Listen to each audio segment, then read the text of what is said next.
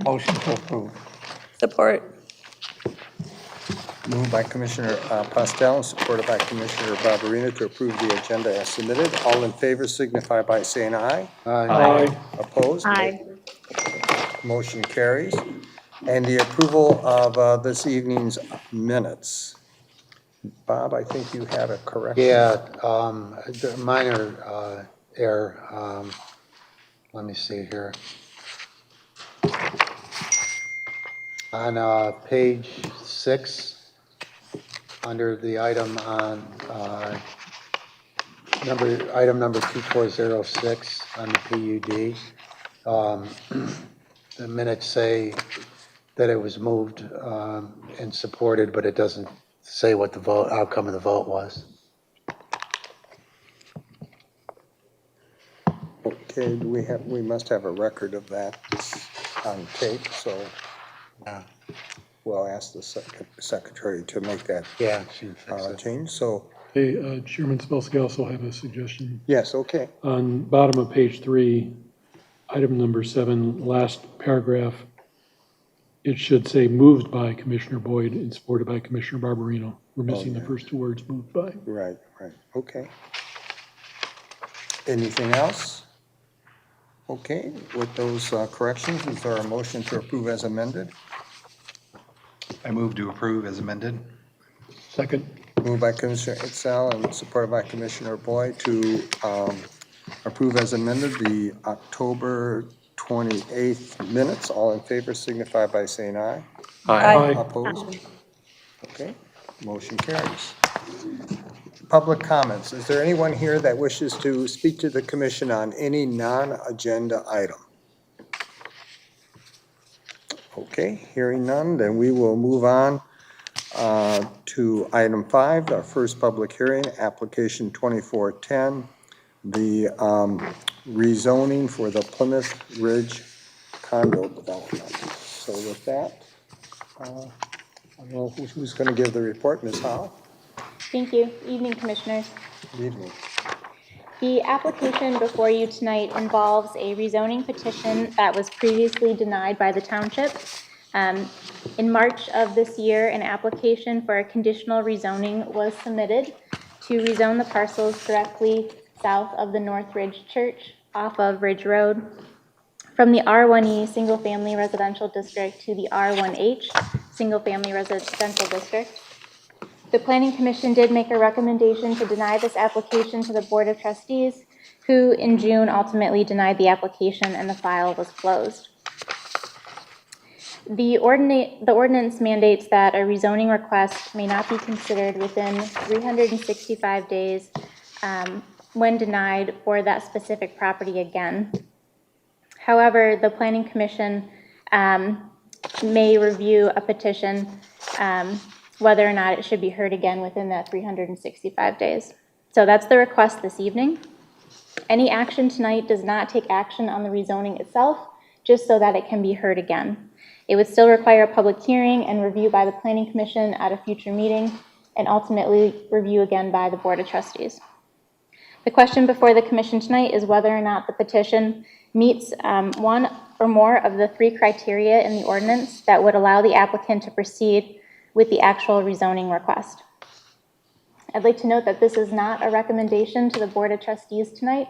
The ordinance charges the Planning Commission with making this decision alone. There are 3 instances in which the Planning Commission may allow a new rezoning petition. The first is that there is a substantive change in the circumstances that would relate to the review standards. The second is that new or additional information was made available that was not at the time. And third, that the application is materially different from the prior application. We've outlined in our report several modifications that have been proposed in this new plan. That includes a reduction in the density from 1.52 dwelling units per acre to 1.34. So that's a total of 42 units to 37 units. There is a 50-foot preservation easement proposed along the entire south and west property lines that equates to 2.5 acres of preservation that was previously not included in the open space calculation. There has also been increased preservation buffering at the south end of the Ridge Road entrance drive. There has been an additional acre of open space provided and an internal pathway system. The site circulation has changed as well. Instead of the internal network, there are 2 cul-de-sac drives that are proposed off Ridge Road, which have reduced the overall impervious surface on the site. And previously, on the west property line, 8 homes backed up to that after the preservation easement, and today 5 homes are proposed to back up. They've also provided some guest parking spaces which weren't included before. So the action by the Planning Commission tonight consists of 3 possible motions. The first is to postpone the application, which we do not recommend. The second would be a motion to grant the petitioner the authorization to resubmit for the rezoning request. And the third motion would be to deny the petitioner the option of resubmittal. And this denial would not preclude the applicant from submitting in the future. They would just have to wait until those 365 days were up, and then they could resubmit. Thank you. Thank you. And the applicant and us have received a communication from the fire department, and they have no objection from a public safety perspective. Is the applicant here? Okay. Sure, yes, please. Good evening. My name is Ray Cousineau, and I'm representing Mr. Leo Silvi, the petitioner, and also present is Fadi Kahil, the project engineer. I think Ms. Ha has done a nice job of outlining the changes in the site plan that you saw previously. I just became involved in this project very recently, but I looked at the original site plan that was considered back in June, and that was a grid block type design, which was not very attractive. And I think with the reduction in density and the increase in open space, the buffering to the Plymouth Commons developments, I think this is a much better site plan than what you saw originally.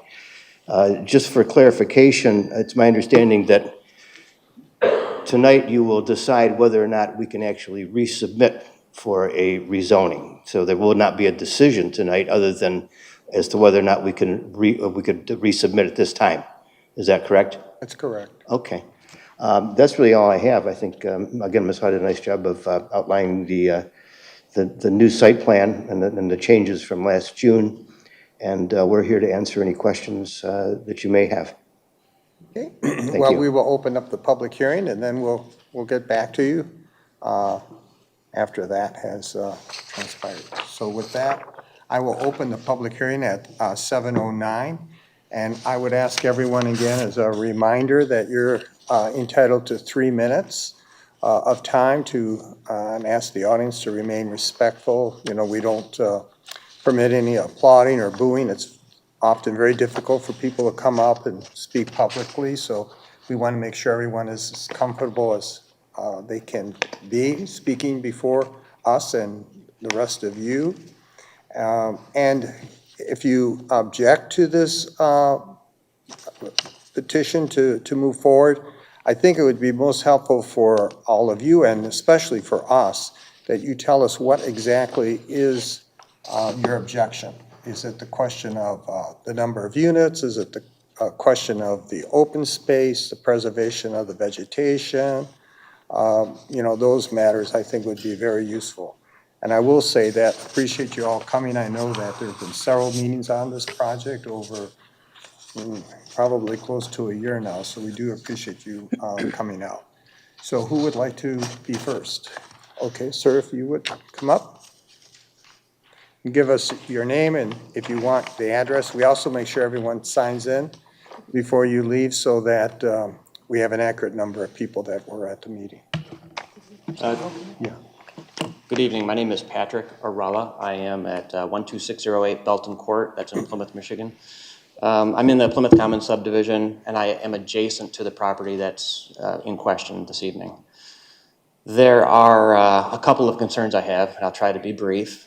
The first concern has to do with the reason for the proposed change in zoning. And what I keep going back to, and just by way of a reminder, is it's not our burden to prove why they shouldn't change the zoning. It's actually the prospective owner or the owner's burden to prove why the existing zoning does not allow him or her to use the property in the manner for which that zoning has been established. I haven't heard that in the previous request to change the zoning, and I haven't yet heard that tonight, and it may come forth. As far as the three conditions that are that have to be met to rehear this proposed change, we're looking at, just in summary, real quick, we're looking at either a substantial change in circumstance, which I think, the whole rezoning, the whole master plan has been redone, and it looks like we're still preserved in the 1 acre parcels. I didn't see any change for that master plan, so I'm not certain that I see a change in circumstance. And if there is a change in circumstance, I'd just like to understand what it is. The second condition that should be met, if the first condition can't be met, is the information that was available at the time of the first application. Is there any new information that's being presented to the board or to us that we didn't have the first time when the application was denied? I'm looking for new information, say, hey, you know what, had I had that information, I may not have denied your application. So yes, we're going to reconsider it. Looking for new information. The third piece that we're looking to review is whether or not this application is materially different. And again, it brings me back to, okay, if I could summarize what the application's about, we want to change the zoning to increase density for the purpose of increasing the profits of a prospective buyer or the buyer for the sale of the property. And we've even had the opportunity to annex this pond area to the property to give a calculation to show that I can't use that for what I want to develop, so I need to cram the houses over here. And that's not the intent and purpose of the exceptions that are in place for that type of redistribution of, or a reallocation of property area for a specific home. So I'd just like everybody to keep that in mind. Or if I'm perceiving this wrong, I would like to know so that I can correct my thinking on how I'm perceiving the application again. So thank you. Thank you for your time. Thank you. Is there anyone else? Okay. Hearing no other comments, we will close the public hearing at 7:14. And if the applicant could come back to the podium.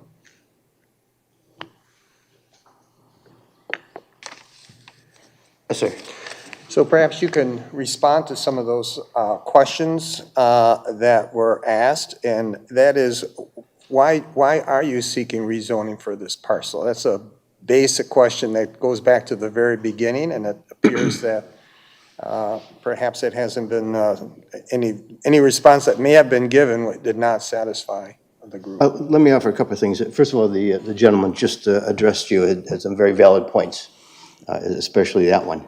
Number one, I think that considering this piece of property, the configuration of the piece of property, its location, I look at it as almost a transitional use between a Plymouth Commons development and the institutional property, the church property. So I think, again, that there's an argument to be made for that, for the rezoning in that respect.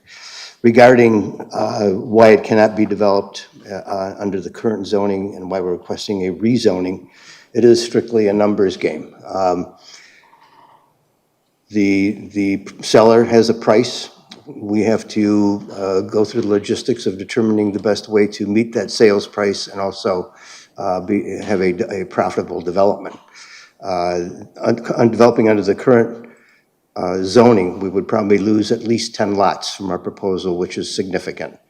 And from our standpoint, that may not make it a viable project. I think that's about as honest as I can be with respect to the differences between the zoning. But I do again think that it is a transitional use property, and it warrants at least consideration of a rezoning. Okay, and then the other comment that he made is what changes there were. Well, you kind of, in my mind, outlined those that you have reduced, and so did the report. But would you like to review those for us one more time to be sure we understand it? If I can, excuse me 1 minute. They're in the,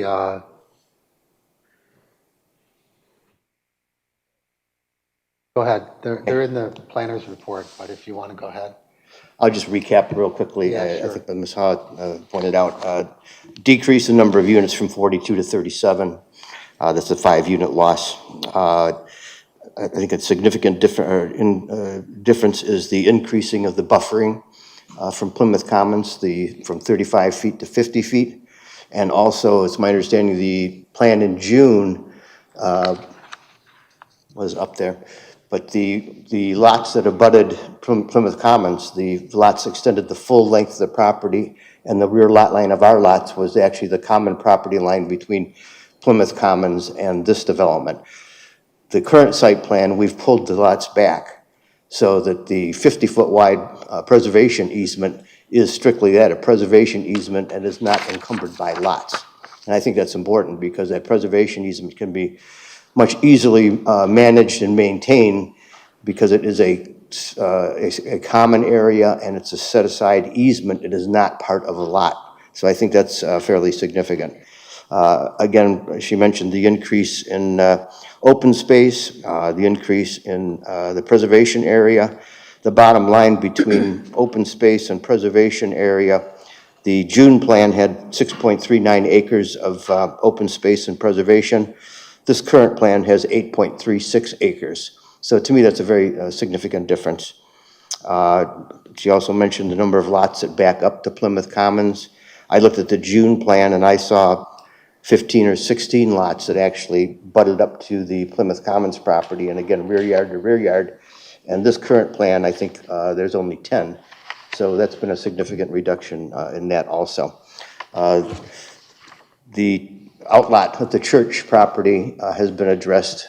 They have 2 points, existing driveways now. Those 2 driveways would be eliminated, and the church property would be allowed to install 2 new driveways to the interior road system in our development. So I think that's also a significant improvement. And again, I just think that it's a much better layout. I don't know that I've answered all of your questions. The last one is there any new information that you wish to present that was not presented to us in our previous meetings? I'm at a disadvantage in that regard because I was not here at the previous meeting, so I don't really know what was presented to you. I can only speak to what is presented this evening. Then I have somewhat of a curiosity question that might be related to a decision here, but you know, I did go visit that site in the summer when the applicant was here at that time, and I've driven by it since now that the trees have lost most of their foliage. And I also looked on Google Earth, and it looks to me like on that site there is some kind of a structure or a garden perhaps that is close on the church side. And it seems like there's a pathway that leads from the church parking lot to whatever this thing is. Do you know what it is? There it is right there on the screen. Do you know what that Community might garden, be? it is. Is it a garden? It was Yeah. a community garden. Couldn't tell. It looked like a garden or, It is, it's a Okay. community garden okay. to get the food's donated to pantries. Okay. I didn't know if it was a garden or a structure or, Yeah, no. I don't think the community garden has been used in a number of years, though. It may not have been, I don't know. I think it was moved over to Powell Road. I walked that area today, and it doesn't look like that garden's there anymore. okay. All right, well, with that, I'll open it up for discussion amongst the commissioners with questions or comments. What kind of changes that you've made have been directly resulting from the input from the surrounding neighbors? It's my understanding that a majority of the changes, especially the increase in buffering, were an attempt to try to deal with some of the issues of the residents of Plymouth Commons. And the reduction in density. I think all the changes, I think we're trying to at least mitigate some of their concerns. So what happened to the charter school that we were told was going to be? I don't know anything about that. Okay. Fair Unless- enough. Fair enough. Any other questions, comments? Well, I think the plan with the two cul-de-sacs certainly is more appealing than what was presented a couple months ago.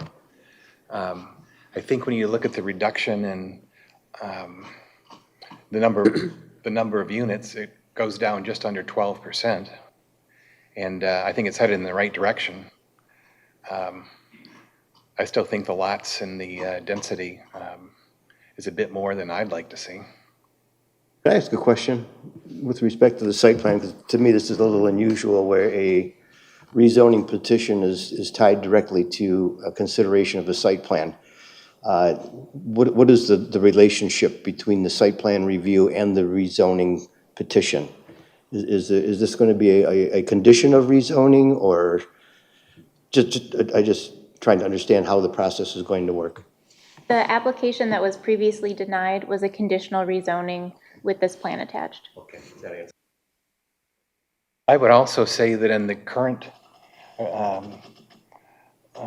master plan, that actual area is called out under the low density heading, and it actually says that it's west of Ridge Road and south of North Territorial. So that specifically is called out in the low density future land use plan. Yes, sir, we're aware of that.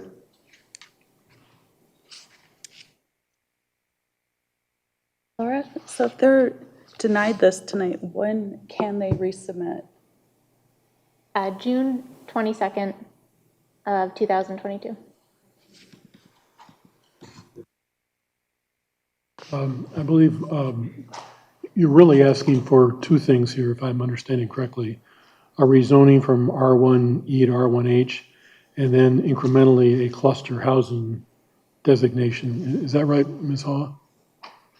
Yes, following the conditional rezoning, they would need to submit for the cluster housing. I recall Commissioner Cebulski, I remember the meeting that you and the commissioners had with the Plymouth Township Board, I think it was in August. Right. And you all mentioned that going in the future, you wanted to be more clear about articulating to the community what the benefits were of a cluster housing, approval of a cluster housing option. So I guess here, if we were to gain the support of the community, what would be the community benefit of adding the added density of going with cluster housing here? Oh.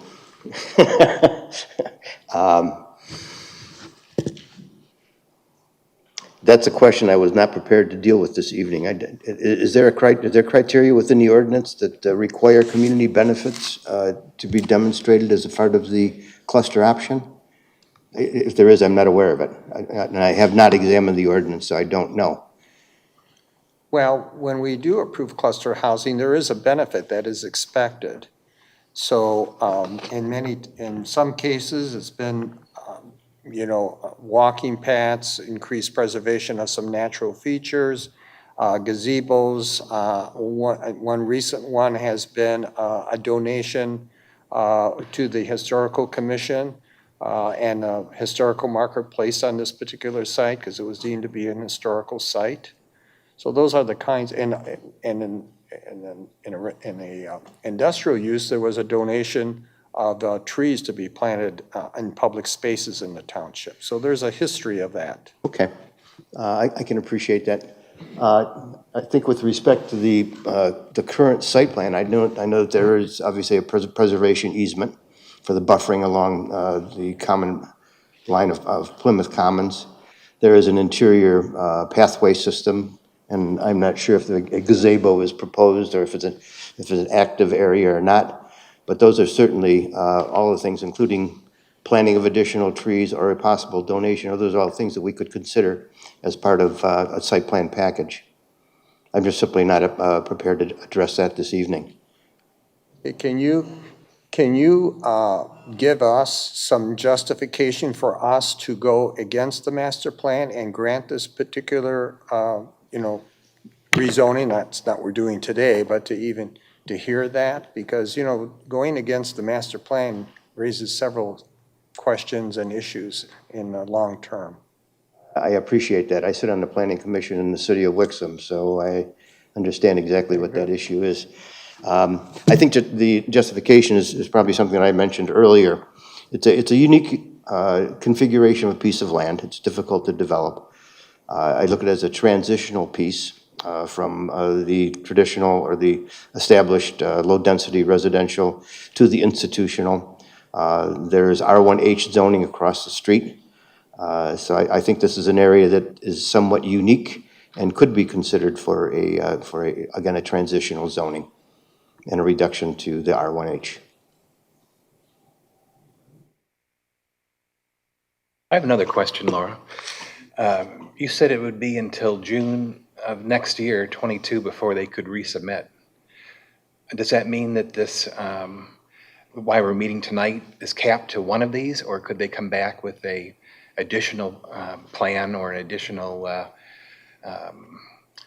petition like they have tonight We prior could to that, postpone it, right? prior to that June 22? I'd have to confirm with the township attorney, but I would take a decision this evening to be the, final decision within that full 365 days for this subject property. So no application until the full year is up. Unless we postponed it. Correct. The concern with the postponement is the planning commission going to be presented with any new information or evidence at a future meeting? And then we get into some of this, again, some of the site plan issues, that if we did vote today to allow them to resubmit before the 365, and we had issues with the number of units, the preservation, and all of those units, all of those concerns that have been raised in the past, that could be handled at that point. Right now, do you feel that there is significant change in what was presented tonight over what was presented to us in June? I personally don't think there is. I don't feel there is. I I agree. think it's the same underlying fundamental issue to rezone it to allow for more homes that could be in there under the current zoning. I mean, that's the fundamental issue, right? I agree with Commissioner Trustee Dorshevitz. There's not anything significantly different in this plan over the last one. There's no new information. Our master plan, we're redoing it right now, and we didn't make any changes to it for this property, so I don't see any reason to look at this again before June 22nd. Are there any opposing views to that? It's ironic. This particular piece of property has been the subject of planning commission hearings going back as far as 1995. I recall I actually stood up there as a member of the public and was opposed to the request to go from R1E to R1H at that time. Different reasons, but same thing. I commend the developer for listening to the feedback that we got from the community in June. I think you've made some pretty significant changes in your proposal, which in my mind make it more attractive.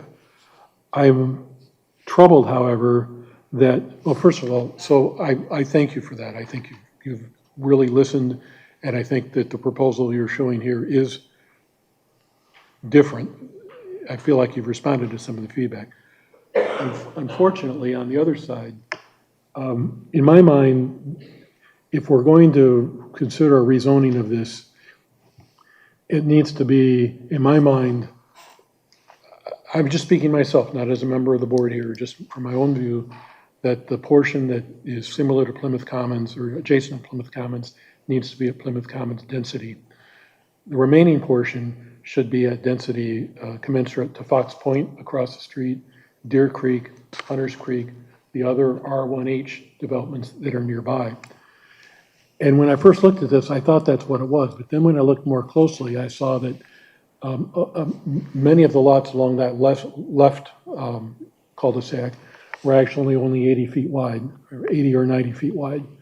And there's a few on the right cul-de-sac that are 80 feet wide as well. The average width of homes in Fox Point across the street is 100 feet wide. And I don't know the numbers, exact numbers for Deer Creek or Hunter's Creek, but I believe that they're either the same or very similar. So, what I'm looking for is a combination of Plymouth Commons density and Fox Point density. I don't see the Fox Point density in this plan. I see significantly more density, less wide lots. The other thing is that all of the nearby subdivisions there, the subdivisions that are R1H, and specifically I speak to Fox Point, Deer Creek, Hunters Creek, Pine Bluff Estates, which is a condo development immediately north of Fox Point, but very similar homes, and Tuscan Hills. Every home in every one of those subdivisions has a side entry garage. I believe that side entry garages are a major sign of a premium development. And yet in this development on one of the landscape plans, about approximately 1/3 of the lots are shown with front entry garages. I can't accept that. I don't believe that's consistent with the R1E area that is, or the R1H area that is adjacent to this.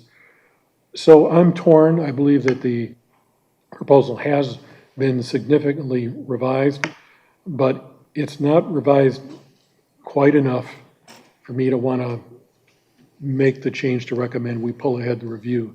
I think it needs some more work. And maybe the time between now and next June would give the developer the time to, again, look at it. As for the community, I think, this piece of land has been at option for 25 years, if not more. I would hope that we could find some kind of compromise. I'm not sure that the R1E in and of itself I just don't know if we're going to get there. And the longer we put this off, I fear that we may get eventually a situation where we have a much less desirable outcome. So I guess, Commissioner Dorshevitz, I agree with you, but with some reservations. And I would hope that the developer would look at this and, again, take everything you've done good and add the feedback that you're hearing tonight. If we could just get a little bit closer, I would be more inclined to support it. If I could just ask to make sure I understood your comments, because they're very helpful. I think that you were concerned with respect to the lots that butt up to Plymouth Commons, that you would like to see those lots mirror the lot sizes in Plymouth Commons? Is that what you said? No, I'm mostly concerned about most of your lots that are adjacent to Plymouth Commons are more like 125 feet wide. But in the center and on the left side, the north side of the development, you have lots that are 90 feet, even in a few instances, 80 feet wide.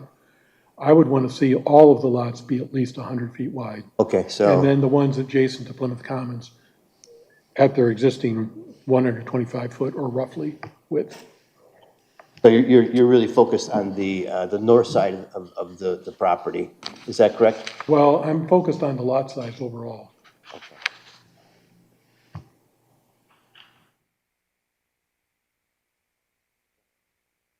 Other comments?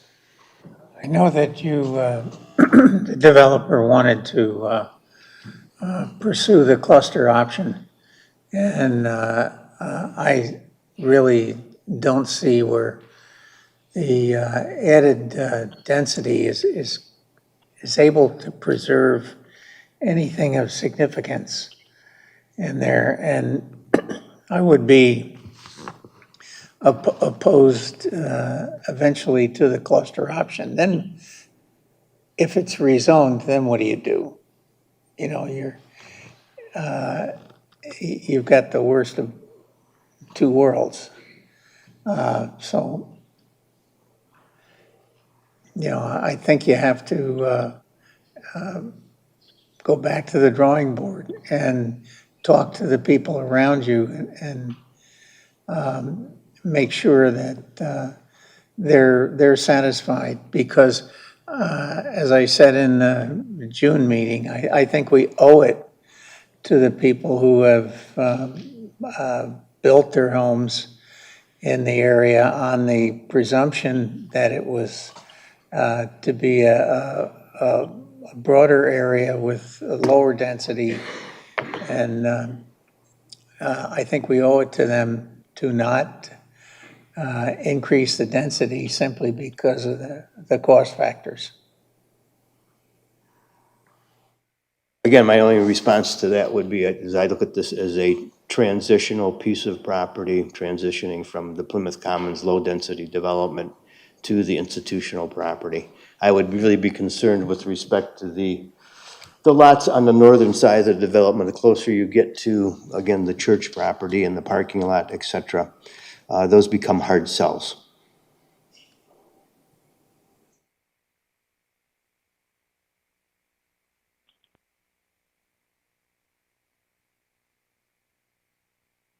Other questions or comments?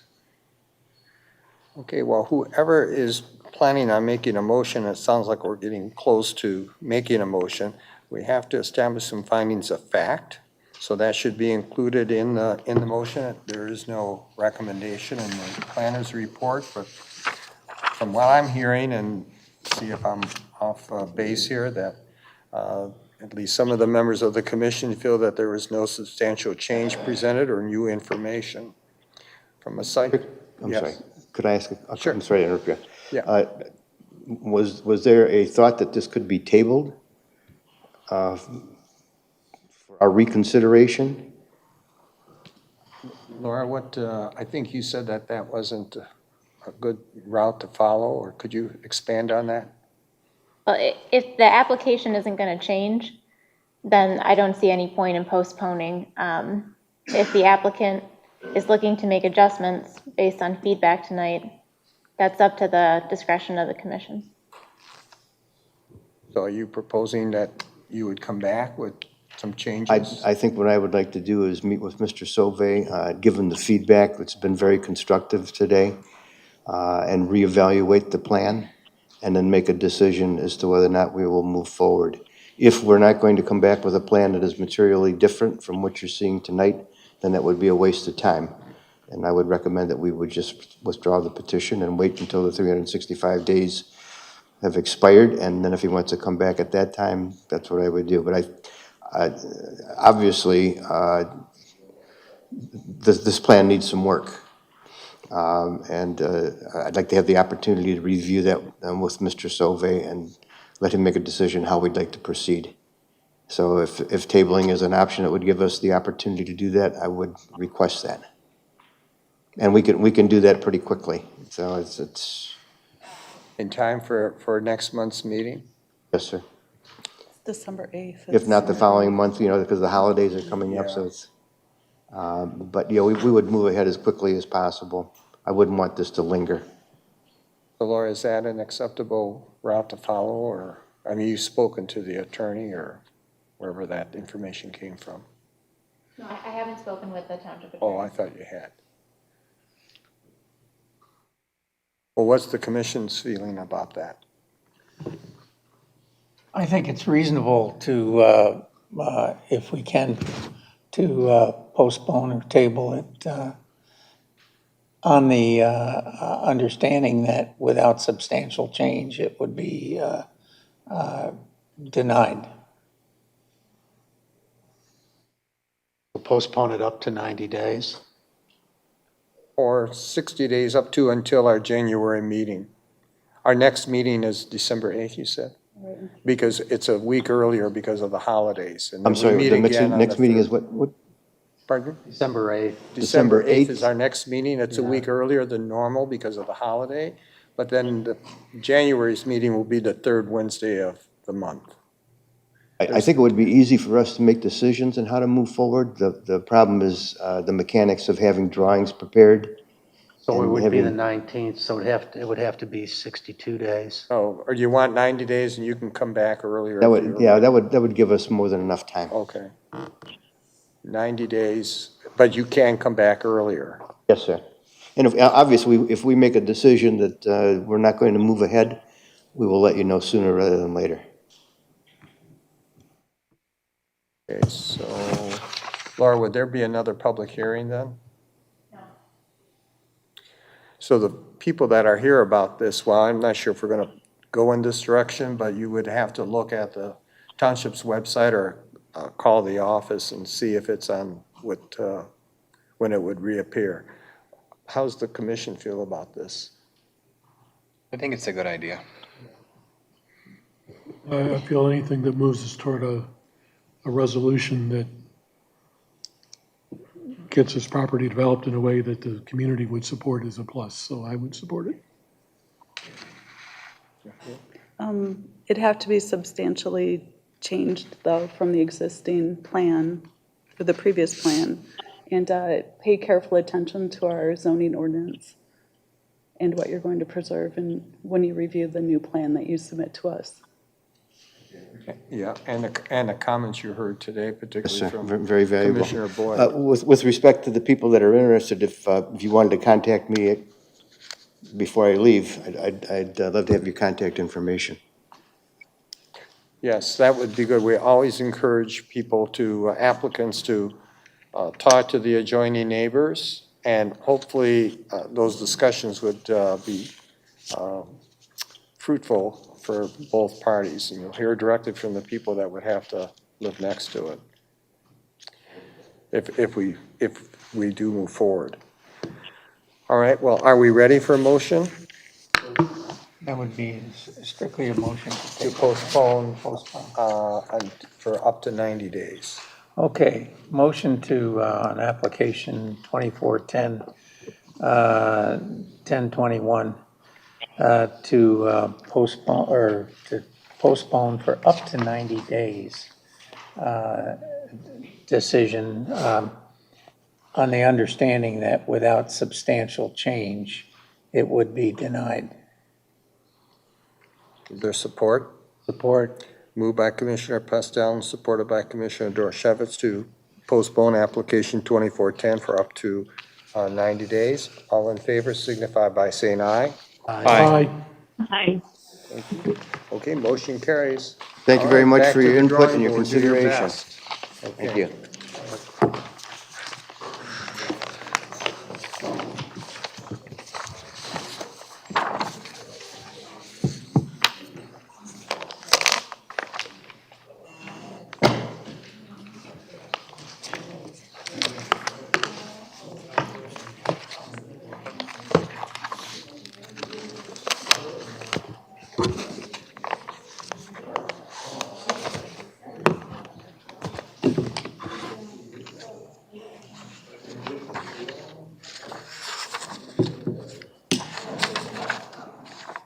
Just wait a minute for people to clear out.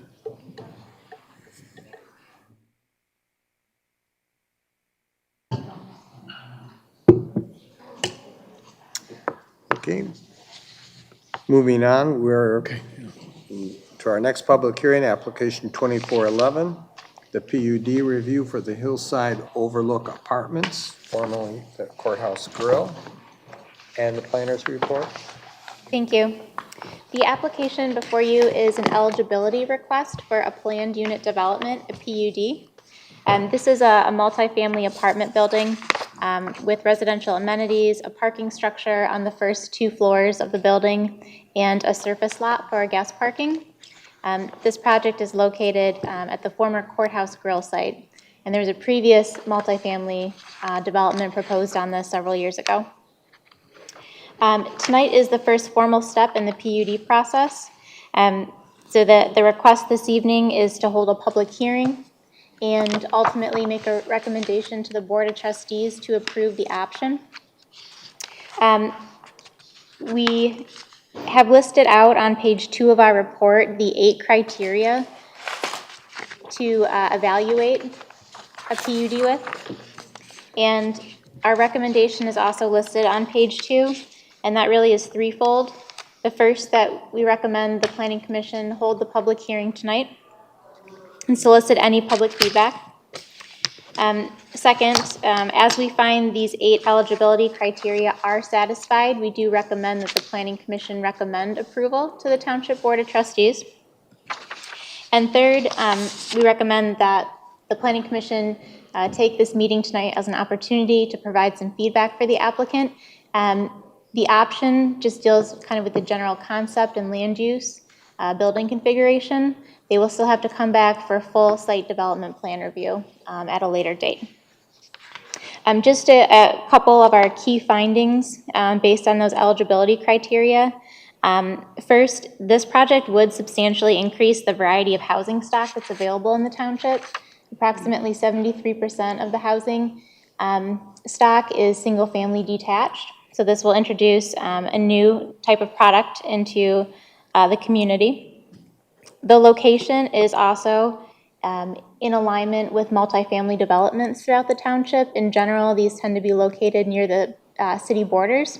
And this location would be consistent with that type of clustering. This is also an opportunity to redevelop a vacant, turning into a dilapidated site that is largely impervious surface, and that is causing runoff into the Rouge River. The location is also supported by what we heard in the survey for the 2025 master plan. Specifically, access to downtown Plymouth was ranked as the third most favorable, neighborhood feature. And this site, in addition from it being walkable to downtown Plymouth, it's also walkable to Hines Park for recreation, Old Town, a grocery store, gym facilities, and so on.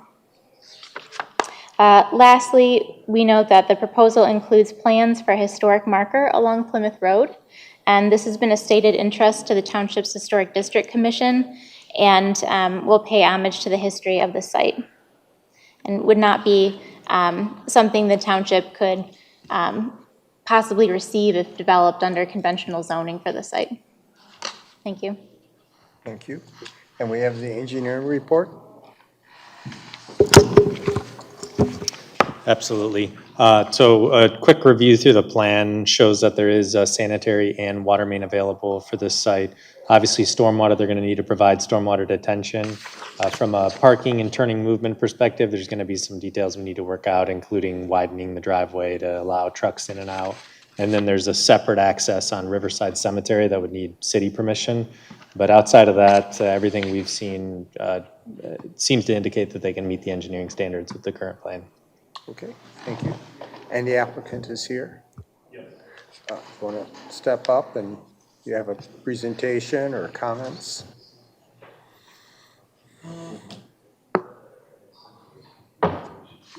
Good evening. My name is Kevin Kovacevic. I'm the applicant, along with my partners, Bob Lenz and Jason Bartley. Quick introduction before I pass it over to our architect to kind of give you the details. I own a firm in Detroit called District Capital. We are a mortgage banking firm that specializes in the financing of these types of projects. In addition, my partners and I own a firm that is called MF Capital. We specialize in multifamily ownership and management of ownership. Peak Management, which is headed by Bob Lenz, one of the partners in the deal, owns 5,000 apartment units, self-manage those units. So this is something that we deal with every single day. We are experienced developers in developing this type of asset and managing and maintaining these types of assets. And we appreciate the time tonight to go over our plan. And I'm going to hand it over to Mark to kind of give you some of the details. Okay. Rain? Yeah, that's right.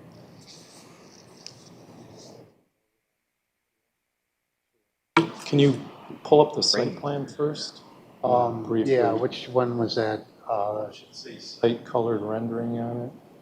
Yeah, There's three. hillside There's- overlook. I had 2 PDFs and 1 video. Yeah, it would be the PDF of it. If they give their presentation, then there's the public here. Oh, that's ours. It would be the other one. The other one. So Good thing we only had. I had a 50-50 chance. Yes.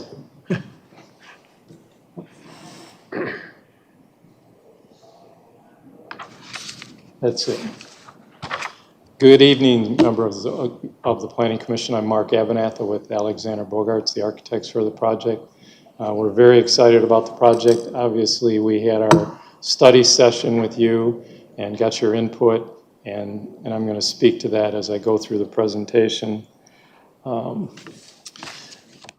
I mentioned, we're very excited about the project. This site is a challenge from the standpoint of its shape and the topography. You can see, let me grab my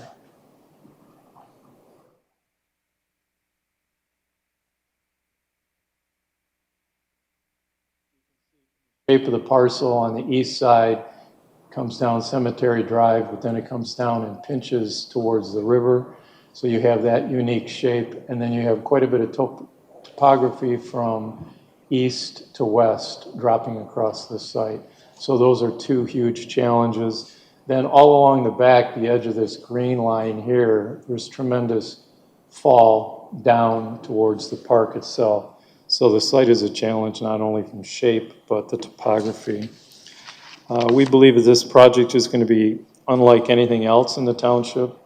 As Laura mentioned, it's going to provide a niche that's not currently served in the township and provide a real unique project itself. As Laura also mentioned, it's going to create diversity in the product that you have here in the township from the standpoint of varying unit types as well as the architecture for this. We believe that the project's going to set a standard for the township in terms of architectural design, as well as it'll help reinforce what's going on currently in terms of scale and architecture along Plymouth Road. We have the courthouse next to us. Because we sit down more in a hole, even though the scale of our building is such as the scale, it relates well to the courthouse, and then it relates well as down to the Starkweather building. So that whole corridor, this is a good infill to that particular parcel and a good fit to the parcel. This building is what we call a podium-style building, and what that means is that the parking is underneath the building. We've taken the parking and we've designed it. It's 2 levels of parking that tuck into the hill. So the lowest level of the 2 is on the west side where the grade drops down, which is over here. And that's how you access that lower level. And then the upper level, level 2 of parking, is accessed over on this side, up on the higher grade. So as that grade falls down, you'll have a transition here in terms of retaining walls. And that's how we tuck that parking and use the topography. Then what the podium does is you have your parking under and your units start above that parking level. So the podium style buildings allow for the building to be much more condensed, which saves natural resources, creates more open space on the site, which is really the goal of projects these days, rather than spreading them out with 3-story walk-ups or other types of architecture which take up more ground, have more pervious space on the site. The podiums compact down and can help solve unique conditions like this from the standpoint of the site and topography.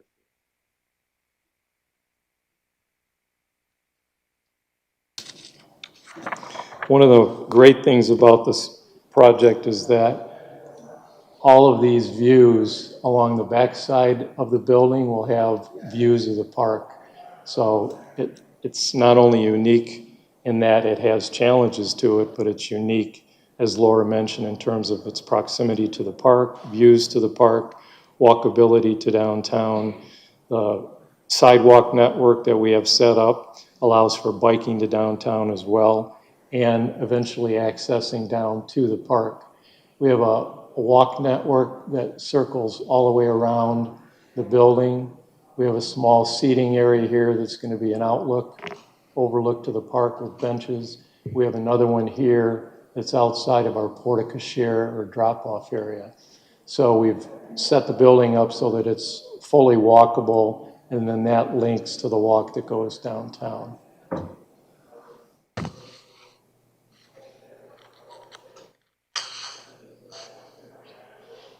This will be what we call a Class A property. It has, as I mentioned, 2 parking levels, but those parking levels are secure.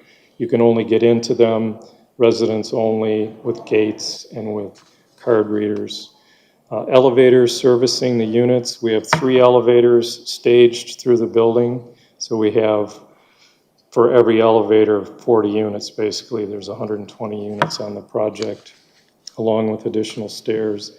The beauty of these elevators is that in terms of the diversity that it allows for the people that are going to live here, you can have empty nester, people that live here that might have homes somewhere south and want to downscale, young millennials, young working class. There's a lot of different aspects. You're covering every aspect as opposed to a 3-story walk-up or other multi-level buildings where you have stairs. People can live at all different levels. So you open it up to a real broad scale of market. The architecture is going to be state-of-the-art in terms of the design. Energy efficiency is something that we look to as a firm, and Peak, it's one of their goals.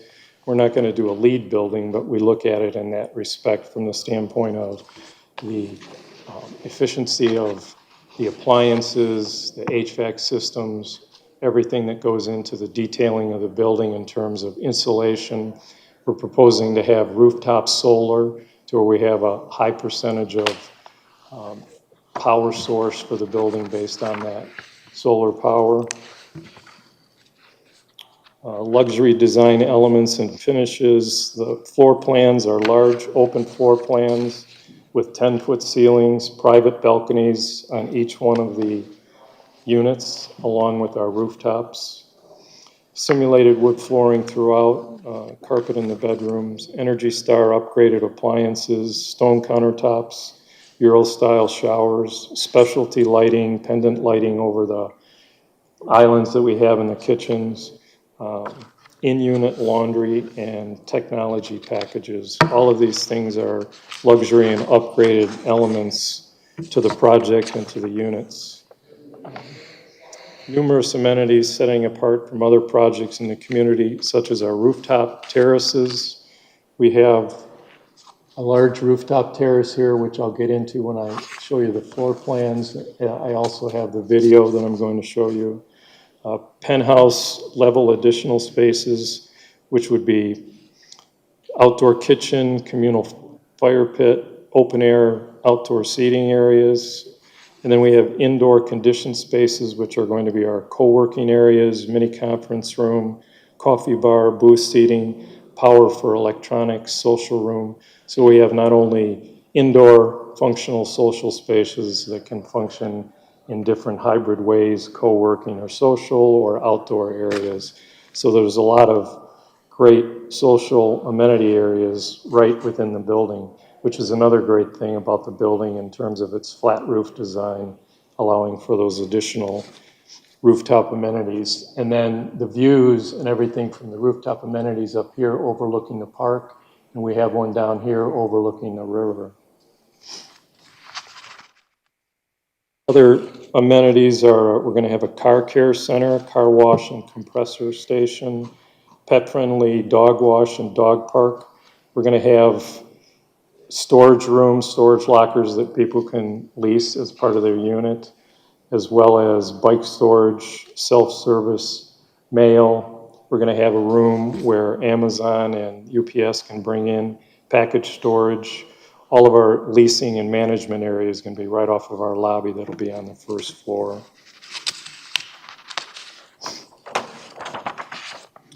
The units are going to range in square footage from 736 square feet to 840 square feet. Those are going to be our one-bedroom units. The two-bedroom units are going to be around 1,000, little over 1,100 square feet. We have a mix of two bedrooms and one bedrooms. The two bedrooms, we have 72 of those on the project and 48 two bedrooms for a total of 120. Our parking, as I mentioned, we have the 2 levels of secured garage parking, 80 spaces on both floors for a total of 161. And then we have another 31 spaces that are open. So we have open parking right here. And then for all new tenants coming in that are interested in units, we have space out front for them. And that averages out to about 1.6 spaces per unit. Multifamily parking ranges on projects like this can start as low as 1.25. This is right in the sweet spot, we think, at 1.6. So we think we've got our parking needs more than met. If you look at it on a one parking space for a one bedroom and two parking spaces for a two bedroom scenario, that balances out. Now that may not be the way the market actually goes, because a lot of people might take a two bedroom unit and use the second bedroom as a den, and then some of the one bedroom units might have two people in it. But the parking, we're very comfortable with that. We had a similar parking study done by a parking consultant on the last project that we were involved with on this site, and this is no different. So we're very comfortable with the parking needs being met. Based on our study session with you, we had asked, because we wanted to move the project forward, feeling like we got input from the Planning Commission, and 4 key things that were discussed was to, on the west and the east elevations, wrap the corner of the building with the material that was on the front, carry that around and tie it into the rear so that that band of material that's at the top of the building is carried through. We also did some additional detailing on the front of the elevation, which I'll point out when we go through the videos. The other thing was, you were questioning the detailing on the east elevation, that it might not have been as detailed as the north and the south and the west elevation. And so we looked at that as well. Wrapping that material along the top really made a difference, but we also created a large vertical element on the side, bringing that material, the color that's at the top down, creating almost like a large reveal. So we broke that up. That was a very good suggestion, and I think it really brings the whole building together in terms of the design. And then finally, you're questioning the window detail, the openings down in the parking structure, and we added a detail to the plan. Our goal is to have those look like window frames all throughout. They're going to be open air because we want those structures to be open air as far as mechanical venting at lower level and not having to do that, just have it free air. And then it'll be backed up with a mesh screen that's powder coated with a shiny gloss finish to it, almost when the sun hits it looks like reflective glass. But the main thing that you'll see are those frames, and that's on the elevations in the packet that you have. Can we pull up the 3D video now? And pause on it if you can, hit it, and if I want you to stop, talk about a particular elevation, but we'll run through it. We'll go through the whole thing and then we can kind of go through it slowly. So this is your view looking out to the southwest. This is along the front facade. This is the main entrance. Drop. You can see the balconies, some of the detailing we've added to the front. We're now approaching the west elevation and starting to turn. This would be the view out to the park. This is the west elevation. Brought that material around. And then we have a balance of these panels with the brick, trying to create movement and interest vertical. And once again, we get into the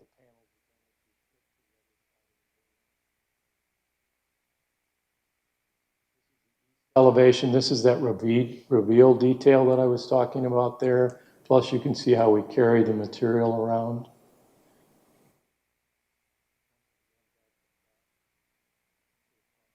Now we're looking at our rooftop. This is our rooftop terrace. This is some of the outdoor area, and you can see where you have covered, but this is the inside area. Our fireplace, fire pit to be determined. These are all glassed in, enclosed conditioned spaces. This is a walkway that takes you over to the rooftop area that's down on the southwest corner of the building, which will be overlooking the river.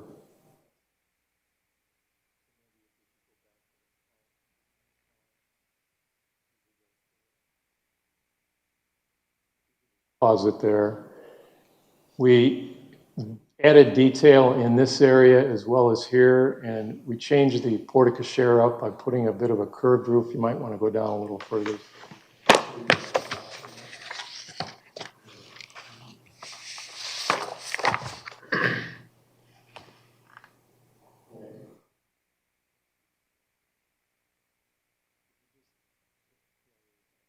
Porte cochere detail, and we changed this to all limestone area. Went back to a little change here with limestone.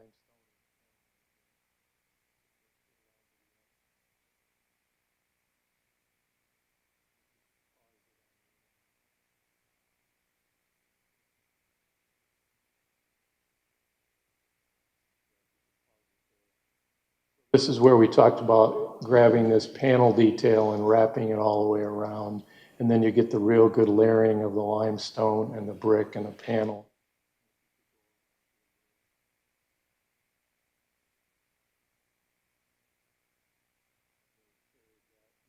All the way around, and then where it's intercepted by this lighter detail.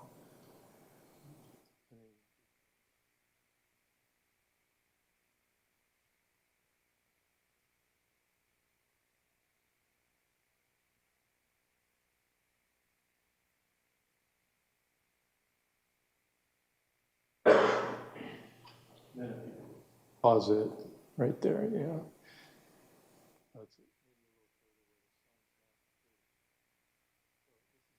Wrapping around in that reveal detail that I was talking about, and then that carve out here that goes back towards the lighting into the corridor. And if you can go around to the front.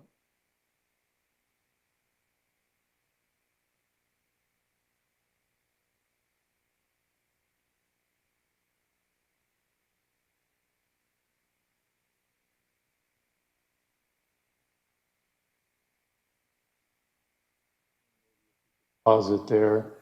You can see the chaise lounges back in here, all the outdoor space. We can keep going now.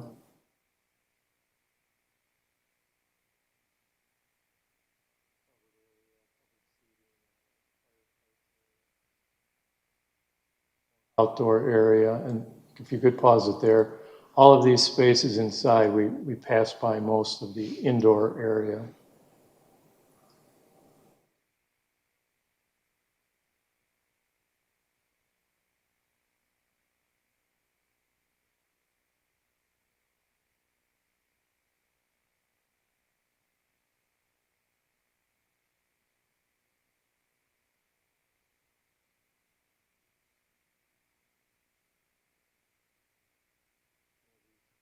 Outdoor seating areas as you transition from that main area down to the end.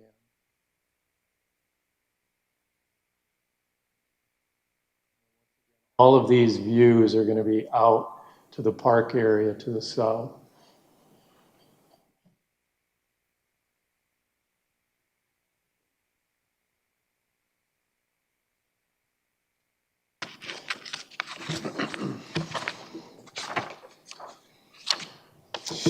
One of the other things that was important was we had talked briefly during our study session about the fire department and their ability to fight fires and meeting fire code. And so we had a meeting with them yesterday, and we went through the whole project. And one of the things that they were looking for was better access to the back of the building. So on either end of the building, we're going to provide them. On the west side or east side of the building, we're going to extend our service drive loading area down towards the back corner for them. And then on the east side or west side of the building, we're going to create a grass pavers that will be on that west side going all the way down to that back corner, which will give them access to that rear of the building. And because this building is in a special category from the standpoint of fire prevention, there are a lot of additional features in terms of the detailing of the building, fire command center, other things that are going to help protect the building even more. The building is going to be fully fire suppressed. So he was very comfortable at that point in time when we got done with our meeting in terms of the building being. thing that he did talk about was water pressure in the area, and we're going to have our team look into that and do flow tests and make sure that we're where we need to be for him along those lines.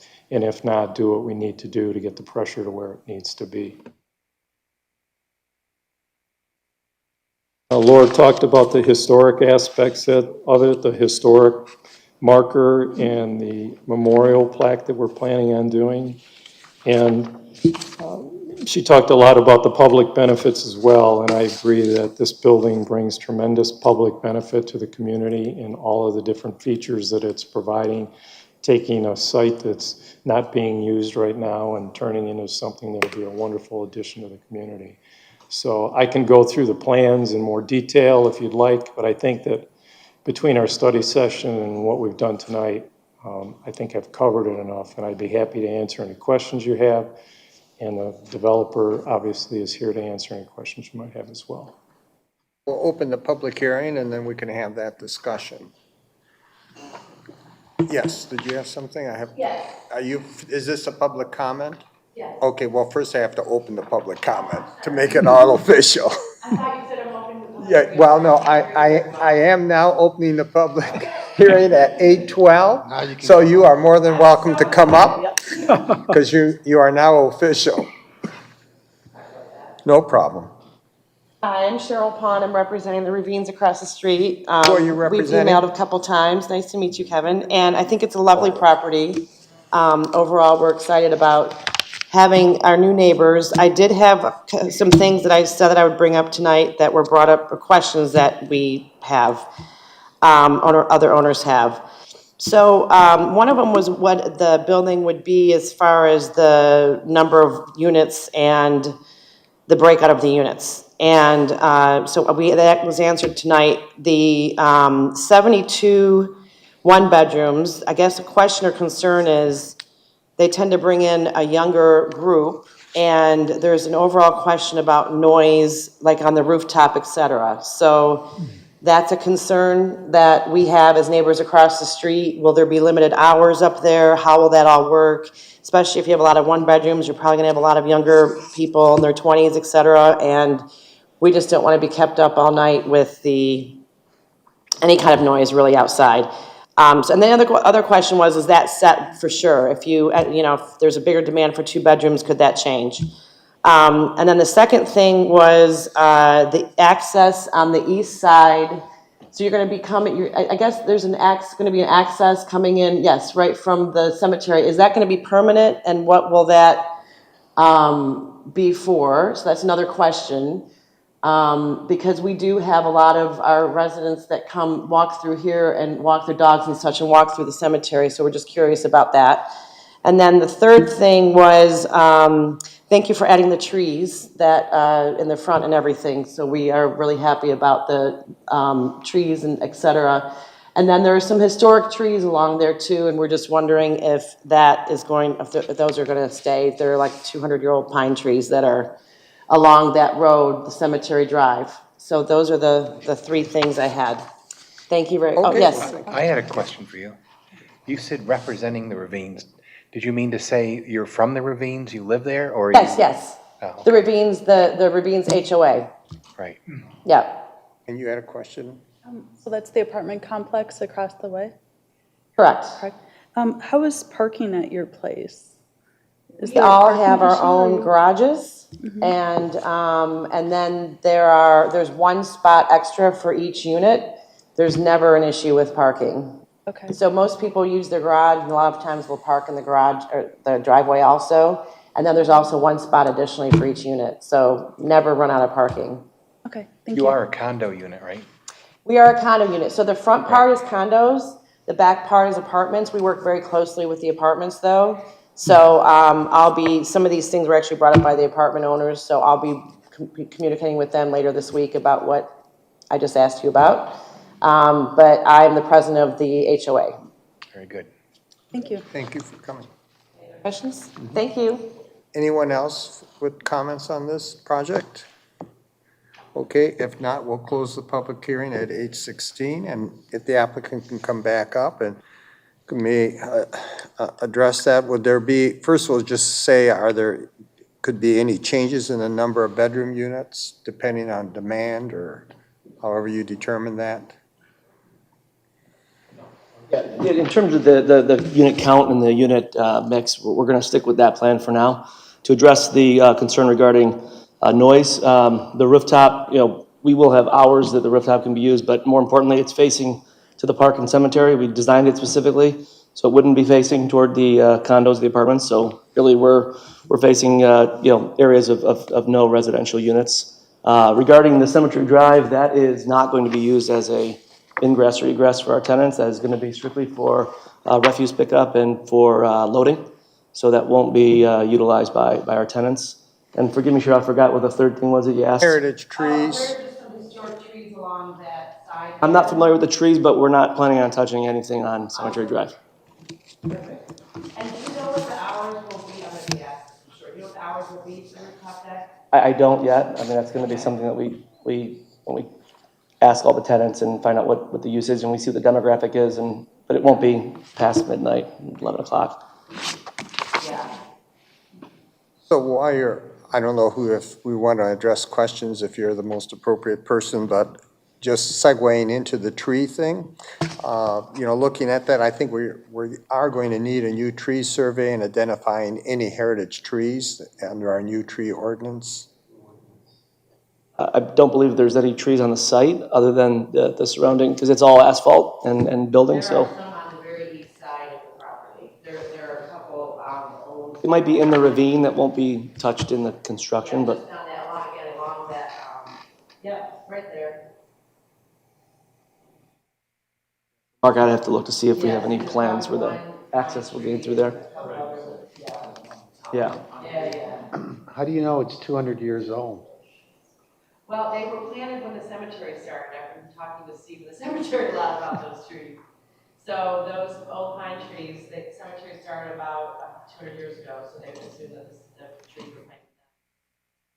I don't think the cemetery is 200 years old, Not but quite, but that probably is city 150. property anyway. I'm sure that's part of their right of way. Yeah, into there's the a fence cemetery. here. Those are on the. There are a couple on the other side, like at the very front, there's one. There are a couple on the other side.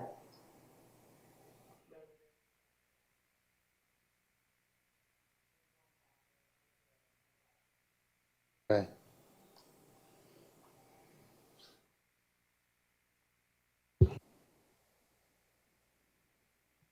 On the historical aspect of the property, so, I sent that portion of your project narrative to Jack Dempsey and Wendy Harness, who I think you're familiar with, those two folks.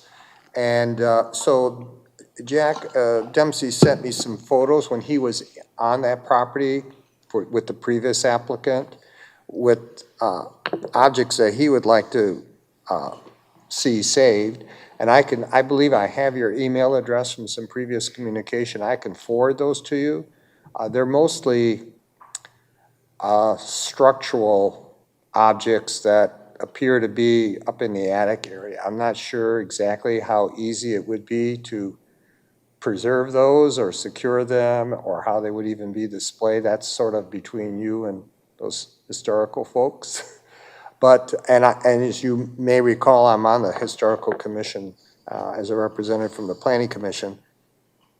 And I brought that issue up at our last meeting about this particular project. And so on the historical marker, and this is something you can consider and see what you think of the idea that that marker might be a two-sided marker. This is in this very early thinking of the commission that would talk about or pay homage to the history of that site, the farmhouse that the restaurant was sort of built around, and the restaurant itself that had been there in the 30s. And perhaps on the other side might be something that would deal with Native American activities along the Rouge River. Their history is mostly oral, so we don't always know exactly where certain events took place. But certainly they were very active along the river. So that might be another aspect that could be included in that historical marker. Pardon? We'll take that in consideration for sure. Sure. Thank you. Other questions or comments from the commission? I have a few questions for you. You mentioned in your explanation or your description that this was going to be targeted to a wide demo, older people, people wanting elevator service to their particular units. So I'm a little unsure when we talked about access to Heinz Park, how they would go about, especially seniors and people with some form of, handicap. Could you take us through the pathway that would allow someone to actually go from the property to Heinz Park, knowing that it's really a level above? Yeah, it really is. You're gonna have to take the sidewalk across the street and get down to the park, based on the situation, based on the way that the property's undulated and the slope. You couldn't get down to the park from our site. It's just too far of a drop. Right. So you'd have to cross the sidewalk there to get to Woods Drive, across Plymouth Road. So I still don't see the quickest pathway to get to the park. Back up, you can see the site. You would walk down the sidewalk down Plymouth Road to access it off of Heinz Drive. We just don't have a direct access based on the way the property's situated. Right. I remember there was talk, as I recall, a while ago about working with the county to come up with a plan to be able to drop down, such a plan, stairs or some kind of a access point? It was a switchback. A switchback, right. Mm-hmm. I'm not familiar with, I haven't seen a plan. I've heard discussions of ways to try to get down there, but it's so steep that it becomes very difficult. The switchback would, to meet ADA requirements would be next to impossible. I'm still not certain about the walking path that would be How would able. it go again? You'd have to walk across Plymouth Road to get down there. You mean over, or way up here? Yeah. And then yeah. where? I don't know how else you'd access it, or you can cut through. Yeah, you'd have to walk down that way. I can answer that if you want, I do it all the time. Certainly. So really the only ways to access it now are on the left side of Plymouth Road, you have to climb over like a metal fence, which is, yay high.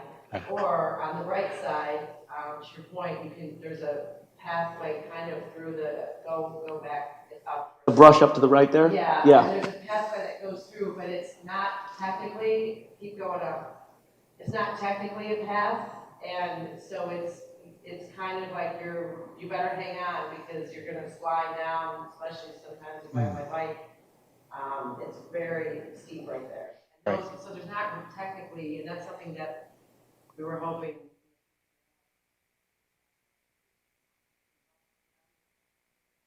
Yeah, I agree. I mean, I'd love to be able to get access to it, but our site doesn't provide for that. Right, but maybe there's a discussion with the county to say, how can we work with them on making something happen? Because that would just seem logical that you would want to be able to access it, especially with 120 new residents there. Yeah, absolutely. We'd love to get access to it if it's viable. Right. We look into it with the county. There's a road back there. I don't know if you've talked to the county about that, but I mean. Woods Drive? Yeah, does your property back up to that? It's so steep from the back of the property down to Woods Drive that it just, to access it that way, it'd be a very steep drop. Extremely difficult to the south and to the west. Definitely consider, but at least it's a way, it's better than climbing. Now you're limiting not meeting ADA. Yeah, we got to meet ADA. If the county's open to talking about a proposal, we're open to discussing. We want access to it too. That would make the most sense I think the switchback idea is the best, to be able to allow people handicap as well as bike access. That would be a great thing. I know it's a county discussion, but I'll move along. Could you explain the brownfield situation, especially as it could impact your ability to develop when you just are able to maybe you've already got a grasp on cost and timelines and where you stand on that? Well, we've conducted over 27 soil borings at various depths on the site and encountered household material fill in most of the borings, which is creating an issue for the site in terms of needing to have a deep foundation system. So we're going to have to drill down and do pilings deep into the foundation, just accruing costs and increasing the overall cost of the project. So that's why we're seeking a brownfield tax abatement for this project, for the costs associated with removing some of that contaminated soil and getting our deep foundation system installed. So there's still many questions to be answered on that level? There are. We have a brownfield plan that we're putting together for the brownfield development group. Right. Also question, is your lower level, I see some of it subterranean, does that mean the lower level parking goes the entire span of the building? Yeah, the lower level parking is the entire span, 2 stories. There's no units that are subterranean. Right, Parking will be. Some of the parking will be into the hill. right. But So it is no two- living units will be. It's 2 complete levels of parking as Correct. far as the width of the building? Yes. My last item is, in our work session, we talked about the white metal balconies and how they very possibly could become rusted or corroded, and, suggesting maybe a darker color could be more durable, and et cetera, but I don't think it got I'm not the addressed color in scheme this. guy, but I'm open to any color that doesn't rust and looks nice. Well, white shows it a bit more, I think, than darker colors. We could, yeah, if you want to speak on that, Mark. If you can come up to the mic, because when it's, on the video, it doesn't come across. Initially, we had darker balconies, and there was some discussion early on about the balconies and the architecture itself. So we lightened the building up, and we thought we'd get some fun and add some color and accent to the balconies, so we went with the lighter balconies. When those are powder coated and painted and they're going to be maintained, we're comfortable that it's not going to be an issue. This is, as I've said several times, a luxury development. The materials, the detailing, and the way it's going to be maintained, it's not going to be an issue. Other comments or questions from anyone? There's a very, alluding to John's comment, the drop-off behind the site is very steep. Correct. It looked to me like you're going to maintain essentially the existing, your grade is going to be horizontal to the end of where the parking lot is, and then it's going to drop down. You're not going to expand your fill into that crevice. That's not the intent, no. We have to build the building, so we're going to be inside of that slope and working with the grades that are there.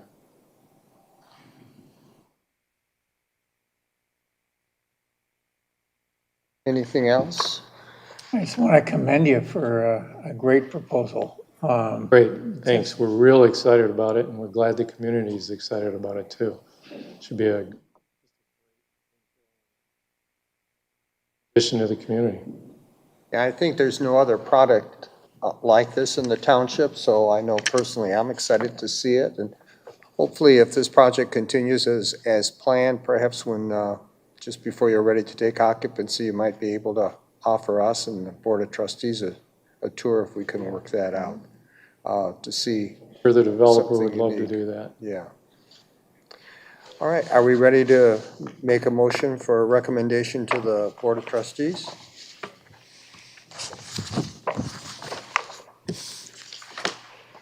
On 2411, 1021, I want to recommend to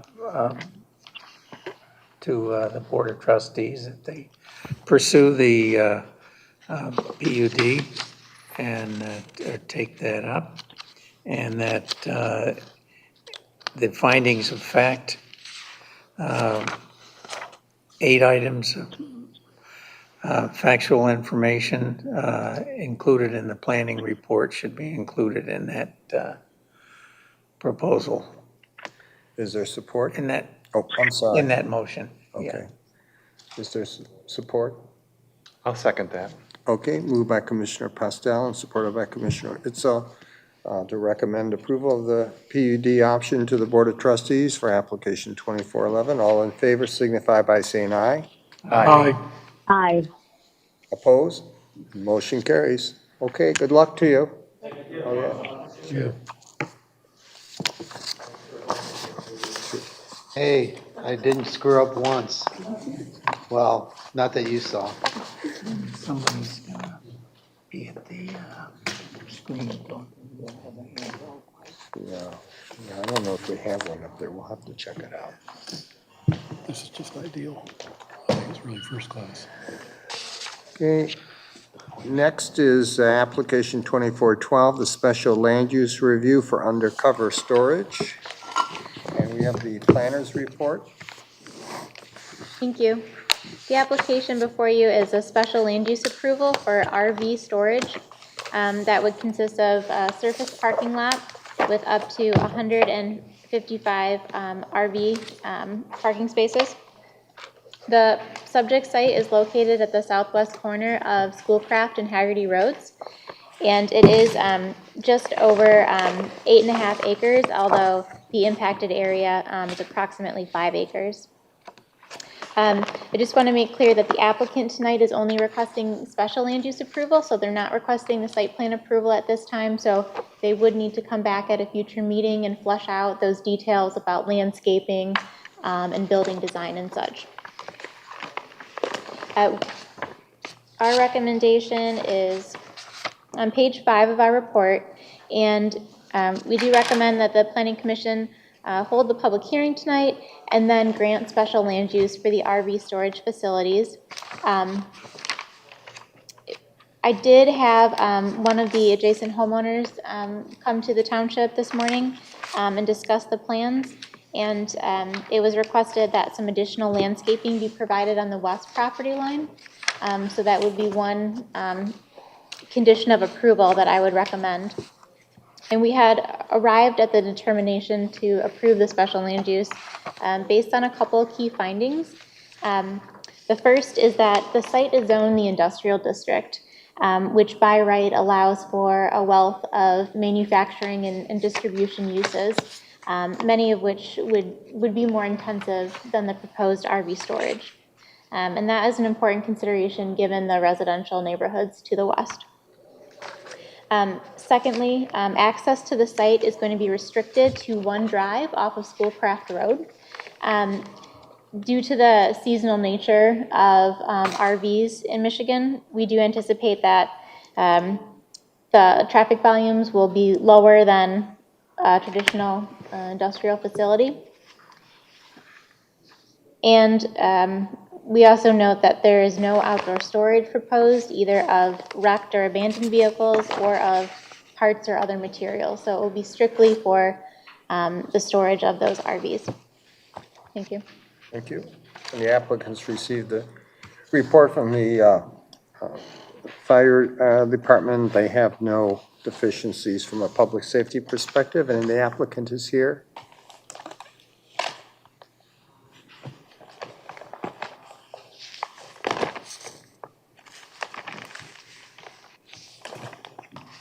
Hello, I'm Michael Callis, owner of Callis Enterprise, undercover self-storage, which is right down the street from the proposed outside storage place we're planning to build. I think we've pretty much met all criteria. You've worked real close with Green Tech. If you have any questions, I think we had everything covered. You said somebody came in about more landscaping on the west end. I mean, we're 200 feet and I don't know, probably 40 or 50 feet higher than the houses next door. But if, they're looking, it's pretty heavily wooded as it is. I don't know if you guys have been around, have been through there or back in there. As it is now, I have RV storage at the back of my existing property. You can't even tell the stuff is back there. Where's your existing property? On that undercover storage right down the street. Go a little farther north, right there, the red roof's right there. Okay, you don't have, I've developed the back portion of it behind the pond. We put another 130 spaces back there, and you virtually can't even tell. Even this stuff you see here, you can't even tell that they're in there. I mean, you can't see it from Haggerty Road. So, I mean, with the density of trees and the heavily trees, we're staying off the westerly 200, I think about 210 feet. We're not even touching it. So we're going to stay up on the top of the hill, and then it's a pretty steep drop off to the house to the west. But I mean, if we gotta add some landscaping, I need some space to put some. I figured I'd be giving you guys the check for that because there's really not gonna be a lot of room there. I think we're taking out 78 trees that we have to replace. 78 or 80 trees, something like that. But the development has worked great. I mean, that storage place works fantastic now. And it's, you know, it's a lot cleaner than my neighbor. Both of them. I spend a whole bunch of money maintaining my stuff and they do nothing. My stuff is pristine. Is your storage facility, are you part of a national company, or are you independent? Nope, I'm a one-man show with two places. I got one in Detroit and I got this. This was the first one I built. I built that about 18 years ago, the first phase of it. And I ended up buying the back 5 acres, but you guys it doesn't show it there. Knowing that that property we're looking at right now, the indoor-outdoor, the buildings buffer a lot of the parking RVs, et cetera, what kind of a fence do you plan to use Well, around we'll this? put a decorative fence along both main roads, and then I put a 6-foot black vinyl covered cyclone fence on the other two sides. How tall would the fence be, the decorative vinyl fence? 6 foot. I think my neighbor, though, my neighbor to the south has a 10-foot existing fence now, so I'll have to replace that one with my south neighbor. What part of it is up? Most of it's down. Okay, well, before we continue, we have to open the public hearing. Got it. So we'll open the public hearing at 8:37. Is there anyone here that wishes to speak to this application? Yes. If you could come forward. Sir, if you would just, yeah, thanks. Mary Ann McLaren, probably going to speak more as the chair of the Environmental Commission. Just the question is, the amount of footage on the west side that's not going to be developed, can I assume that that's going to leave the stream that's running through there that empties into the Middle Rouge is going to be left intact and left alone? Yes, he's indicating yes. Okay, all right. I was just curious, make sure that stays protected. Okay. Thank you. Okay, well, thank you. Anyone else? Okay, if not, we will close the public hearing at 8:38.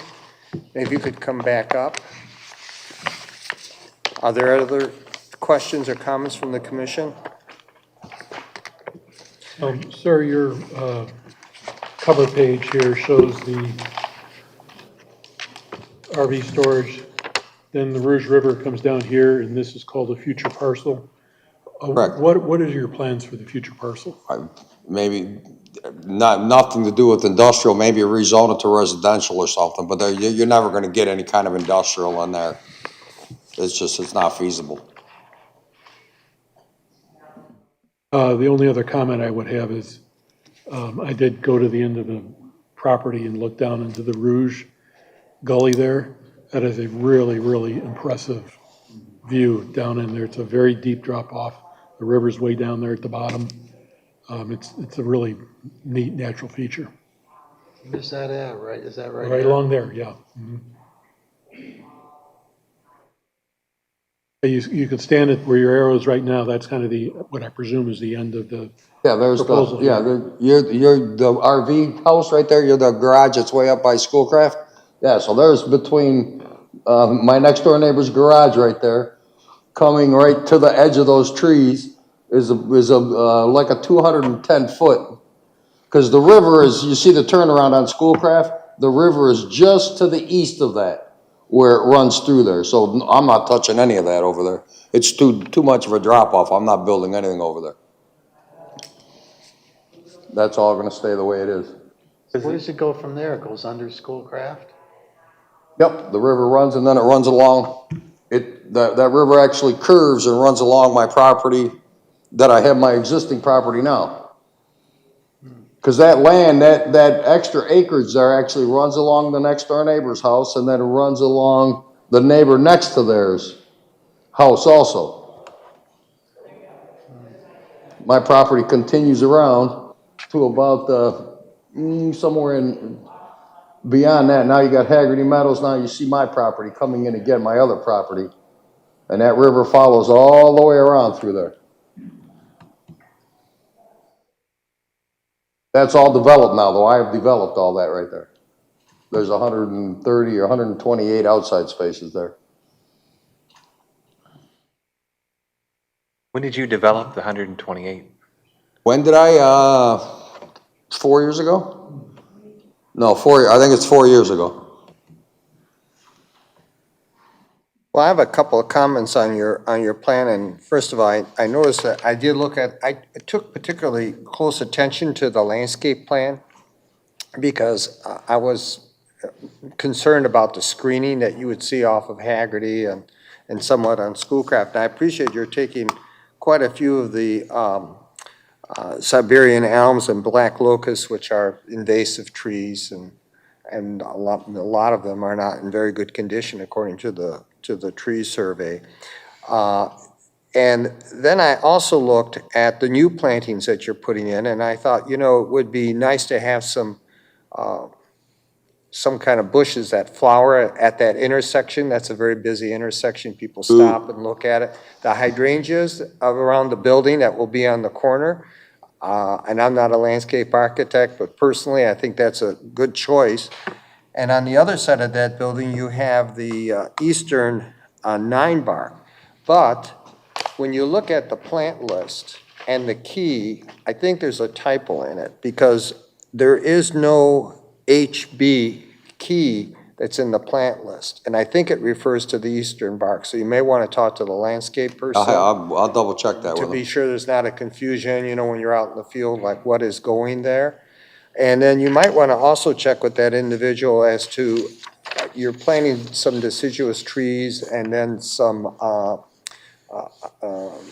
white pines. And the white pines, I think as they age, they lose their lower branches. And maybe you should consider some type of understory vegetation that would be there to kind of fill in by the deciduous trees. I've always kind of liked Korean dogwood. They flower in June and part of July. So talk to that individual and see what might be a good choice there that would add some visual interest to that corner and also help screen, the storage from the roadway.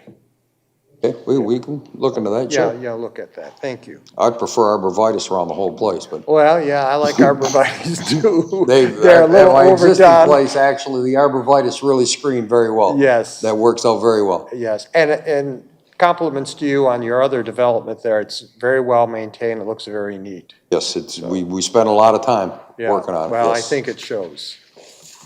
Thank you. Mm-hmm. Other comments? Are we ready for a motion? Mr. Chairman, I'll make the motion. Okay. I move we grant special land use to application 2412 because this application has a less intense use than industrial. It only has one drive off of Schoolcraft Road. There'll be lower traffic than an industrial site. There'll be no outdoor storage, landscaping on the west side. Fencing in the public areas of the facility will be decorative in nature, and then any other items in the McKenna report. Is there support? Support. Okay, moved by Commissioner Barberina and supported by Commissioner Postel to approve special land use for the undercover storage for application 2412. All in favor signify by saying aye. Aye. Aye. Opposed? Motion carries. Good luck. Thank you.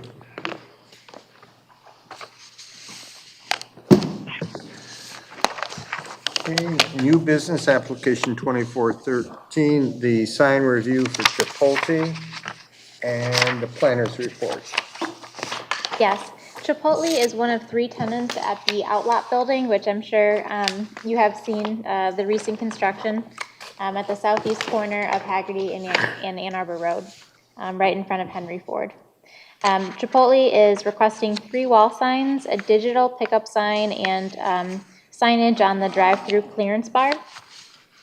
Based on the applicant's level of compliance with the zoning requirements, we can only recommend to approve the north facade wall sign. However, this is contingent that the panel sign would be found acceptable to the Planning Commission and a waiver would be granted. The ARC district requires freestanding signs And since this is a multi-tenant building, if a panel sign is allowed, the other signs that follow would need to be panel as well. So there's that to take into consideration. The other signs that have been requested, they do not comply with the ordinance, so we can't recommend approval of those. The applicant would either need to submit a revised sign package for future consideration or request a variance, although they'd have to demonstrate a hardship. And based on the information that's been provided so far, I don't believe that that has been identified or demonstrated yet. Thank you. Is there discussion? Is the applicant here? Yes.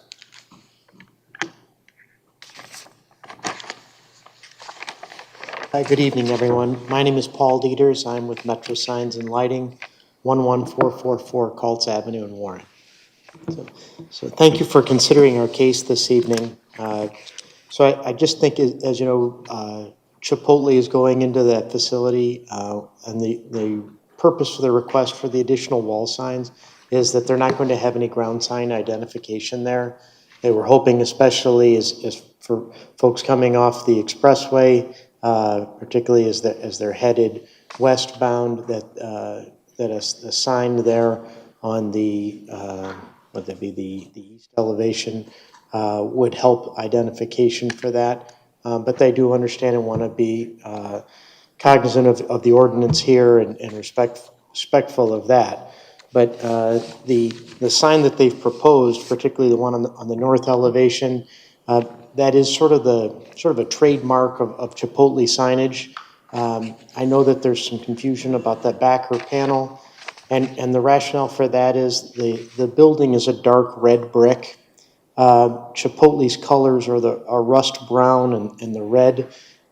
If without any kind of element that would create a little bit of a contrast there, it really diminishes the aesthetics of the look of the sign. And so what they're asking for is that white panel that's in the back is just an 1/8" aluminum plate, and it creates less than a 3" white border around that, just enough to create a little bit of a contrast against that dark red. It looks so much better.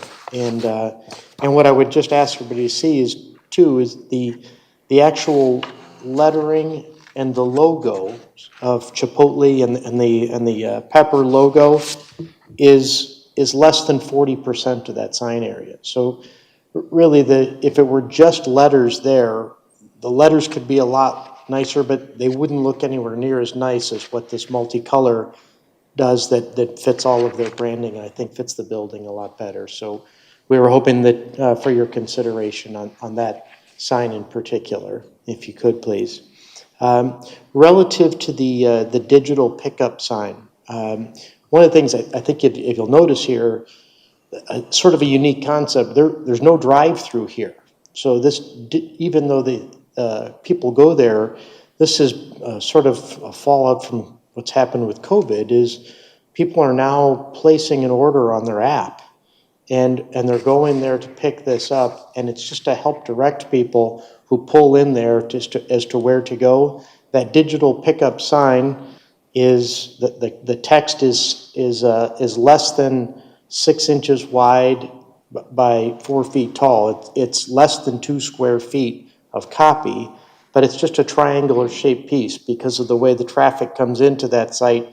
It's sort of a prismatic looking or 3-sided sign. There's no copy on the back side, so it's very minor, and it's behind the building. It's not even visible from the road. So it's really just going to be as people are pulling around the back side and driving around there to help the direct them as to where they would go to pick up their food. And then lastly, we're really hoping for your consideration on the drive through the sort of the clearance bar. There's no signage that we're proposing on that other than what the height of the clearance is going to be. And so all that is just to make sure and I don't know if you've been by the site and seen this, is the window that you have for the pickup there has a canopy over it, so in case it happens to be raining when they're handing the food off to somebody that they don't get wet. What they just want to make sure is that if somebody has rented a U-Haul truck or something, that they're not coming through there and going to plow through and damage either their vehicle or knock that awning over. And so there's no text that identifies Chipotle or anything. That copy that says that it's the clearance height is only going to be visible from inside the site, not from the road. And it's just a 3-inch bar that's going across. So, and that's really just for the safety of that. And I'd be happy to entertain any questions that you or any other folks might have. Okay, well, I can understand the concern there with the color scheme of the sign and, the brick color. In fact, that's very similar for commissioners that were here when we approved the CVS building here, right here on the corner of Haggerty and Ann Arbor Road. Their color is red, and they wanted to change the brick color to a lighter color so that the red would stand up. I don't know if you remember that, Kendra. So I can certainly understand the concern there with the contrast, so the commission might take that under consideration.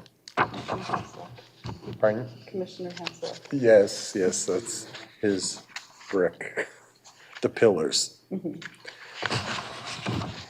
Comments from the commission? I have a question or two.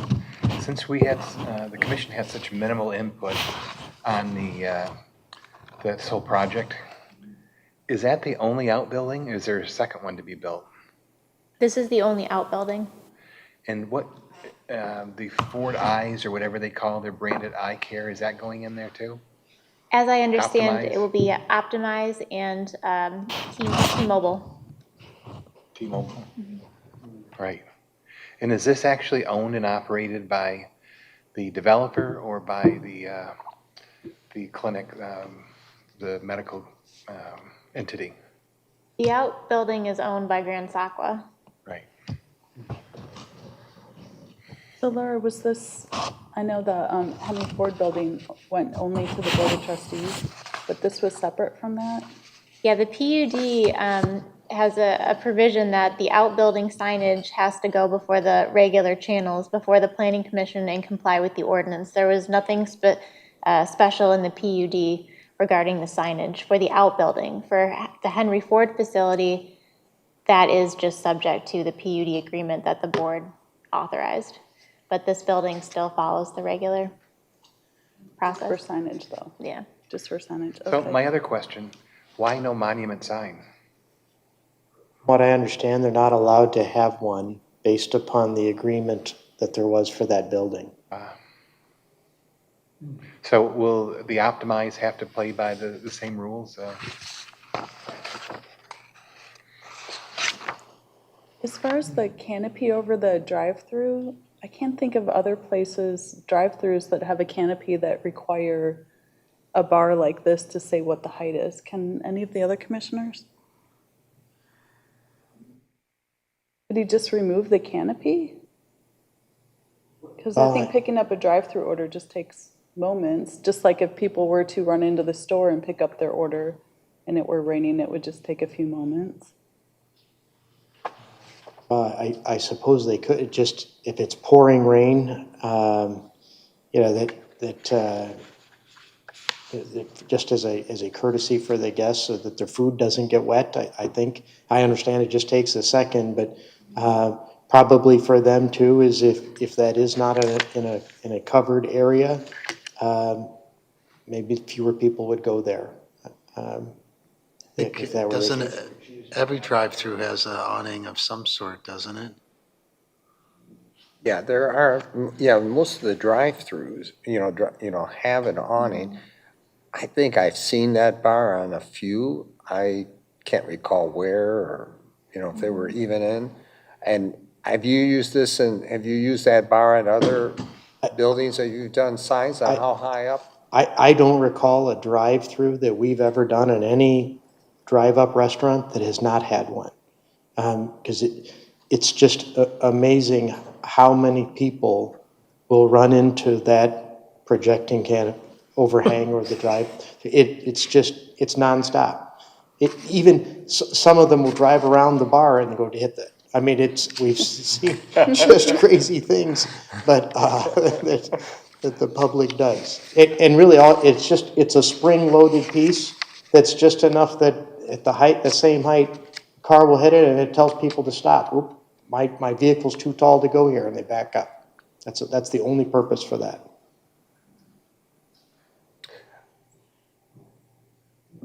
Bob, since you're at the Taco Bell on Ann Arbor Road, Yeah, can you look at the Wendy's, because that's a straight-on shot? That Taco Bell is sort of a yeah, odd thing. Look at the Wendy's and maybe the McDonald's. That's in the city, but God, this keeps turning around on me. Here we go.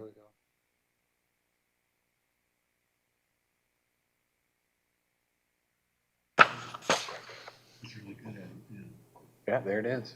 Bar, There's two of them. order here and, okay, let's. But is it a height bar? So actually, Yeah. the bar is well before that. If you keep going to the right, keep going this way more, this way, there it is. It's right there. That's where the clearance bar is. That prevents people from even going up to that canopy. Yeah. It stops them before they get to that point. And where was the other place, the Wendy's? the Wendy's. But the fact that McDonald's, of course, that's in the city. Let's see what Wendy's does. Where's the Wendy's again, next to the Arby's? Yeah, Right here. I think that's where There they it are. is. You could look at Arby's as well.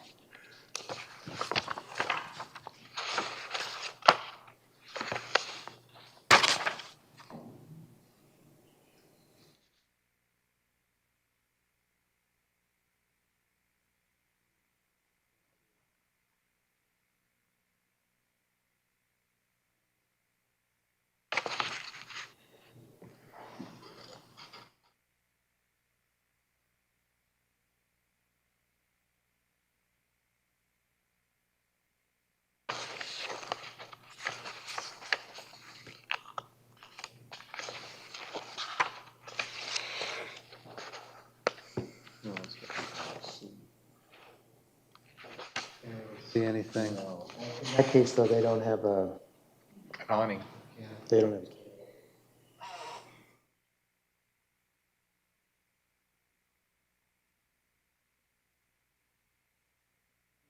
So Laura, is there anything in our ordinance about clearance bar signage? No, we just haven't allowed, it doesn't specifically address that signage. We just haven't allowed it for other projects like the Burger King. The Burger Panera. King on 5? I wonder about the McDonald's on Beck Road. Or Yeah, that's what I was gonna go look at. Taco Bell that's on 5. Yeah. Where am I here?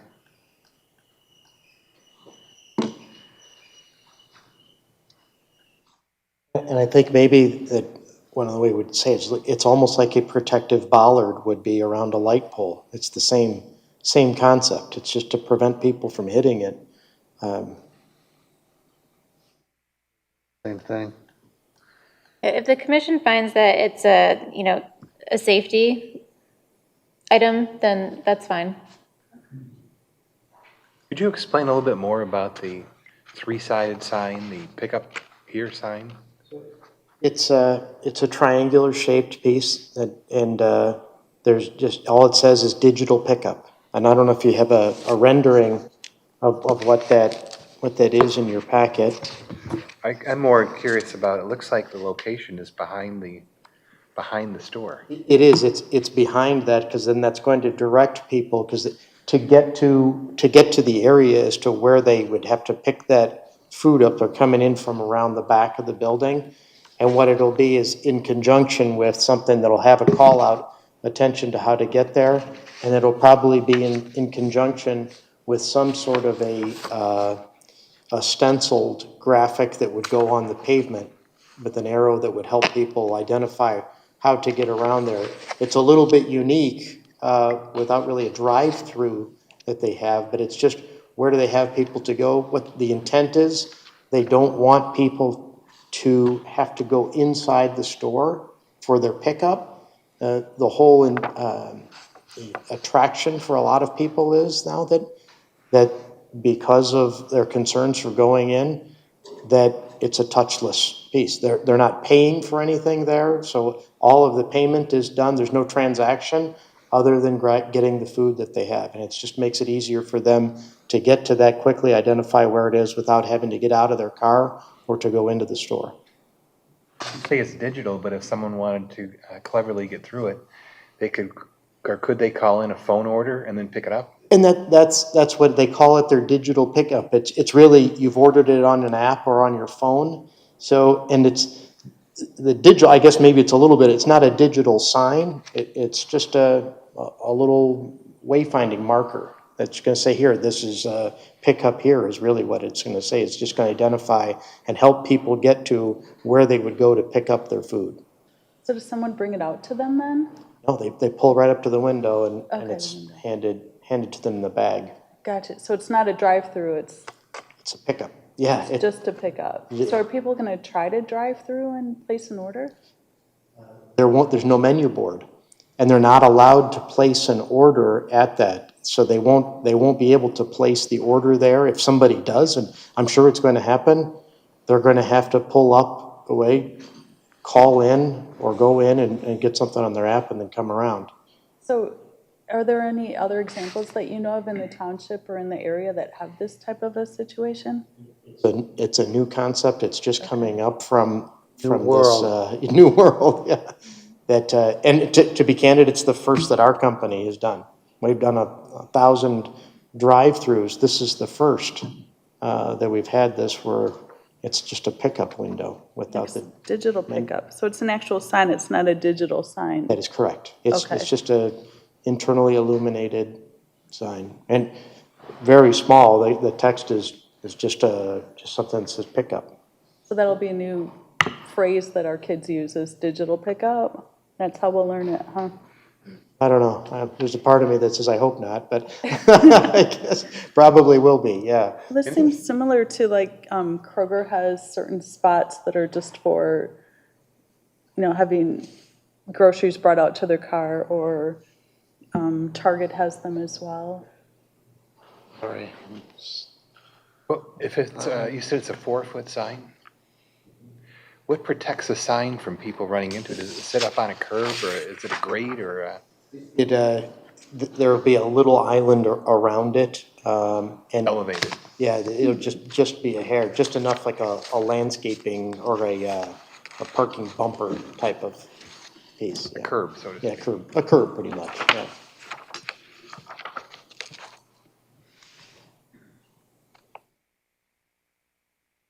But once again, I said it is behind the store, so it won't be visible from the road.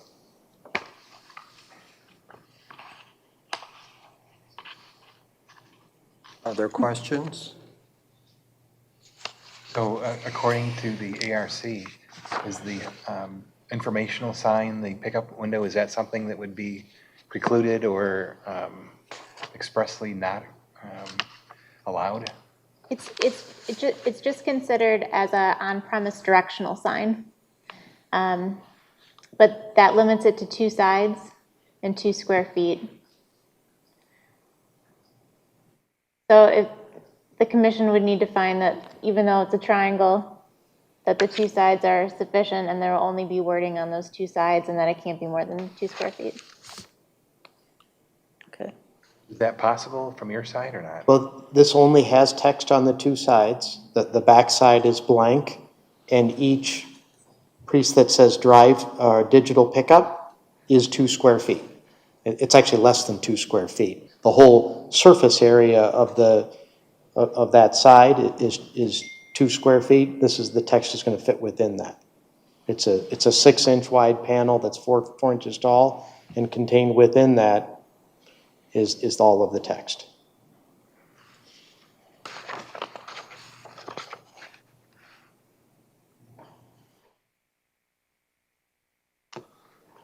Well, anything else? What's the commission's pleasure? I have a hard time voting against informational signs like that. Yeah. I think that's a If it good makes one. it easier, and people are there, they got a 30-minute lunch break. It's like, I'm gonna get there and get out, and if I can't, I don't go there, And really, the way people are ordering food now has changed so much. In and get out.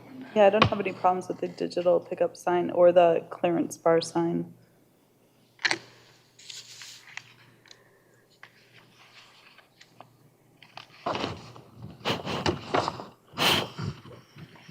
Well, whoever wants to make a motion, we can consider it. What about the south and east signs? Like number 2 and what Laura put down here? The south and east side, let's see where oh, okay. Number 2, and what was the other number? Yeah, just number 2. Oh, just number 2?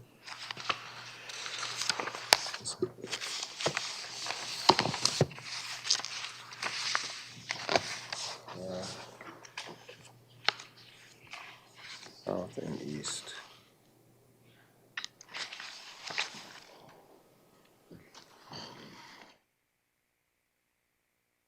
So I guess that would be Well, facing this- Hagerty and facing the Henry Ford building. Yeah, I think the one that faces Henry Ford, the south, I really can't see the purpose of that sign. Unless you're trying to draw people that are at the Henry Ford facility. But then we'd have to grant it for T-Mobile and That's for right. the Right. Henry Ford Optimize as Right, well. Exactly. So we're sort of setting precedent there if we did allow it. Right, same as on the other side of the building. Right. If we say okay to the east facade, then Yeah. whoever's on the west side would want one as well, the west facade.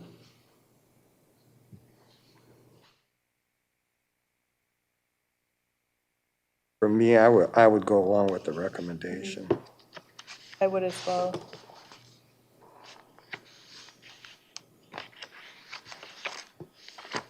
And are we in agreement as a commission for the digital pickup sign? I am.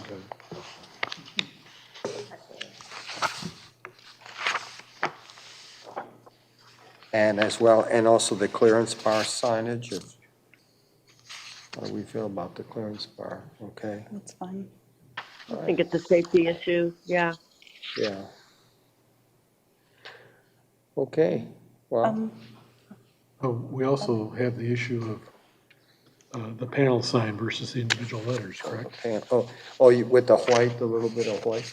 Yeah, I can see that because we've had that discussion when the CVS wanted their sign at this building, and it does blend in, that's why they changed the color. Of course, this building's already existing, but we permitted them that lighter color brick.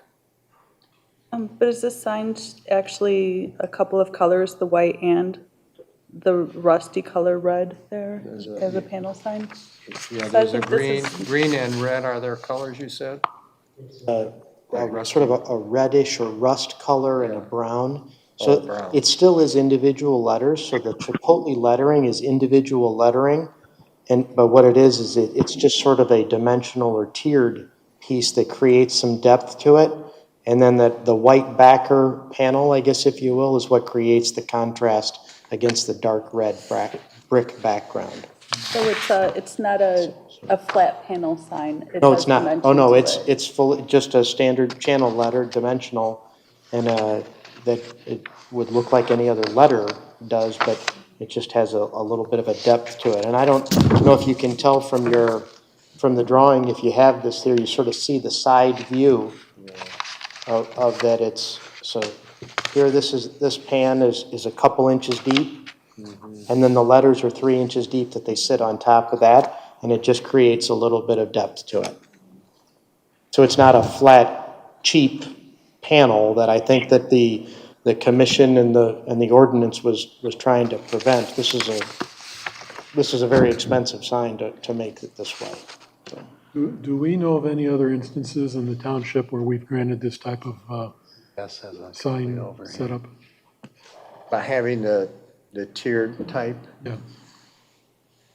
Well, I can't think of any right off the think of- top of my head.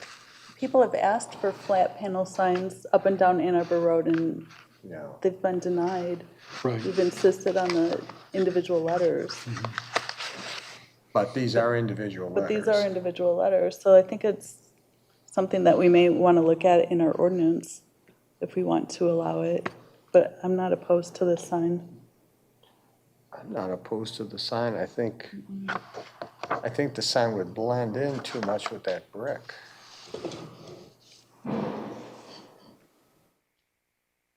Trying to think of other signs, but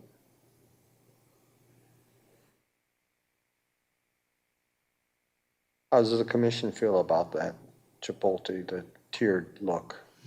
I think it's a matter of branding.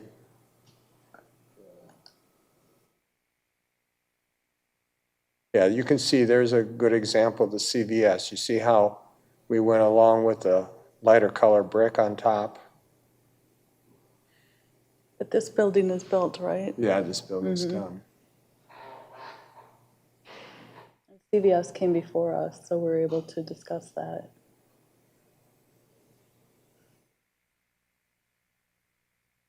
And I've looked at CVS signs ever since that meeting, and they're usually all on a very light background. I do have a picture of, here's the storefront, and you can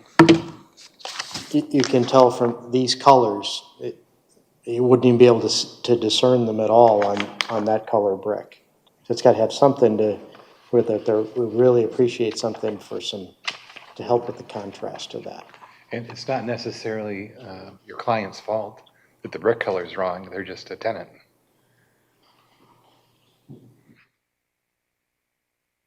Just as far as like setting precedent by accepting a panel sign, we'll just have to remember that this is not a flat panel sign, that they are actually individual letters on a panel. Yeah, yes, and the motion should reflect that's the reason, so that future commissions don't think, well, they set precedent by this. But Right. it was done to accommodate the branding colors of the business.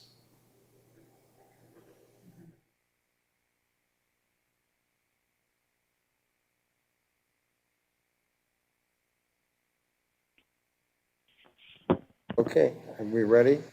Mr. Chairman, I would like to make a motion for project number 2413, the Chipotle Arc sign.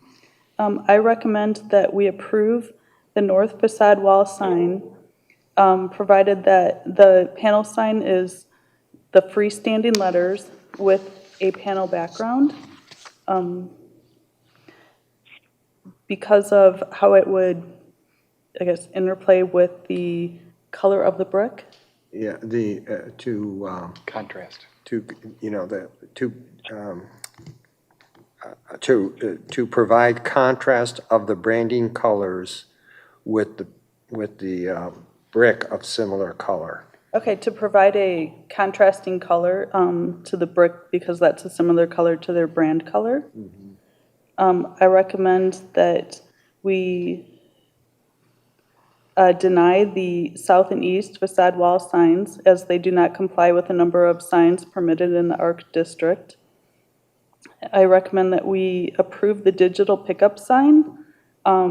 It's 2 sides only, and that it complies as far as size with Article 14.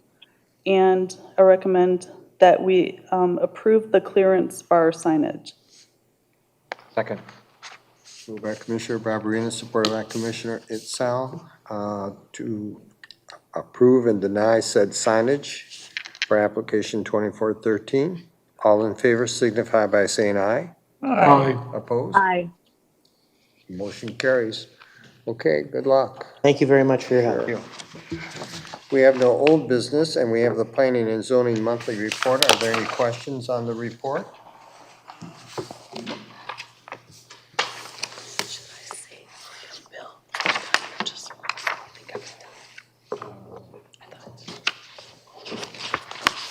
Okay, no questions?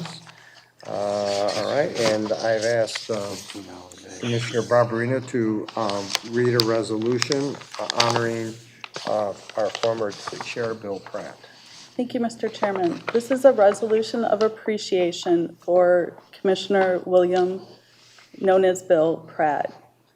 Whereas Bill Pratt has served on the Plymouth Township Planning Commission for the last 20 years, having been appointed on December 13th, 2000, and whereas Bill Pratt has served on the Plymouth Township Zoning Board of Appeals as the Planning Commission's representative for the past 4 years, having been appointed on June 27th, 2017, and whereas Bill Pratt's dedication, ability, and talent have been invaluable to the execution of the duties charged to the Charter Township of Plymouth Planning Commission, Zoning Board of Appeals, and serving in leadership positions on the Plymouth Rotary, AM, and the Plymouth Chamber of Commerce, and whereas Bill Pratt's professionalism, dedication, talents, and personal commitment to seek planning excellence, best practices, and advocacy of sound planning principles have contributed immeasurably to the continued progress and orderly development of the Plymouth community, and having been invaluable to the execution of the duties charged to the Charter Township of Plymouth Planning Commission and to the citizens of Plymouth Township. And whereas the success of the democratic form of government depends upon the voluntary leadership and contribution of time and talent on the part of its citizens, now therefore be it resolved, let the Planning Commission of the Charter Township of Plymouth hereby expresses recognition and appreciation for the service and support rendered by William Bill Pratt to the Planning Commission and the people of Plymouth Township, and extends to his family upon his passing its deepest sympathy and condolences. Is there a motion for that, approval of that resolution? We need a motion. Yeah, so moved. Okay, moved by Commissioner Dorchevitz and supported by Commissioner Postel. All in favor signify by saying aye. Aye. Opposed? Aye. Okay, motion carries. And then the planning commissioner comments, and so trying something new, I'm going to ask Bob Dorchevitz for a report on anything that may have happened at the Board of Trustee meeting that would be of interest to the planning commission. Well, I didn't prepare anything, but I will in the future. Okay. So let me go off the top of my head. Okay. After a long day. So there was some discussion last night. The applicant who was here for the Courthouse Grill, the apartments, they are also applying for a loan for the brownfield remediation through the state of Michigan, which is, we hadn't really seen that before. It's pretty unusual. But the board had to pass a resolution supporting that. Basically said we support it, and there was some discussion. If you go to the video last night, there was some discussion around the fact that the environmental study this time actually said things that were different than the last time with the previous applicant. Because with the previous applicant, they didn't talk about, the environmental study didn't really discover any actual contamination that is purported to be coming from across Plymouth Road, from a old Linky tank from the corner in Plymouth Road. But so there was a little bit of discussion about that. Let's see what else might be of interest. You know if does that seep down into the river or that no one knows? But I don't know if anybody knows. Because I think part of the problem is that if it's a bloom coming from another source, remediating it at the brownfield site isn't going to treat the root cause of it. It's still going to continue to leak, so I'll be curious to see what happens with that. Okay, thank you. And then I've asked Tim Boyd to do something similar for the ZBA. Yeah, is it appropriate for me to discuss what the ZBA decided relative to the digital billboard proposals that you guys had turned down previously? I can't see why you couldn't. Okay. The presentation was very similar to the ones that I watched on the video of your two meetings earlier this year.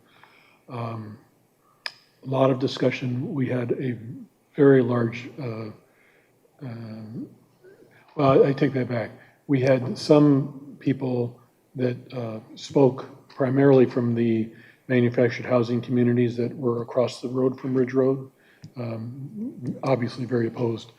A lot of concern, the commissioners on a number of levels, specifically from the planning commission, the same criteria that you all had looked. We also looked at the criteria in the zoning that's required for us to consider a departure from what normally would be required. And we all, essentially, in the end, we all voted the same as you guys did against the digital billboard proposal. All right. And any other comments from the commissioners, questions? I have a comment, and it's kind of an observation. Where the Taco Bell and Panera at 5 Mile and Beck, if I were to do that over, I might think a little differently about that for a couple of reasons. It's pretty awkward, pretty confusing trying to get in there. And I think as a result of that, for reasons that I don't understand, like neither of those two businesses is open very, very much. Taco Bell's closed by like 7 o'clock because I don't think they're getting a lot of traffic because it's so difficult to navigate in and out of that plaza. So, I mean, it is what it is. I'm not discouraging people from shopping there, but I might think differently in the future if something like that came before us. Well, we knew from the beginning that they were trying to cram too much in the space, and all the efforts were on trying to at least have some order out of the chaotic situation that was likely. Yeah, you're right, exactly, 100%.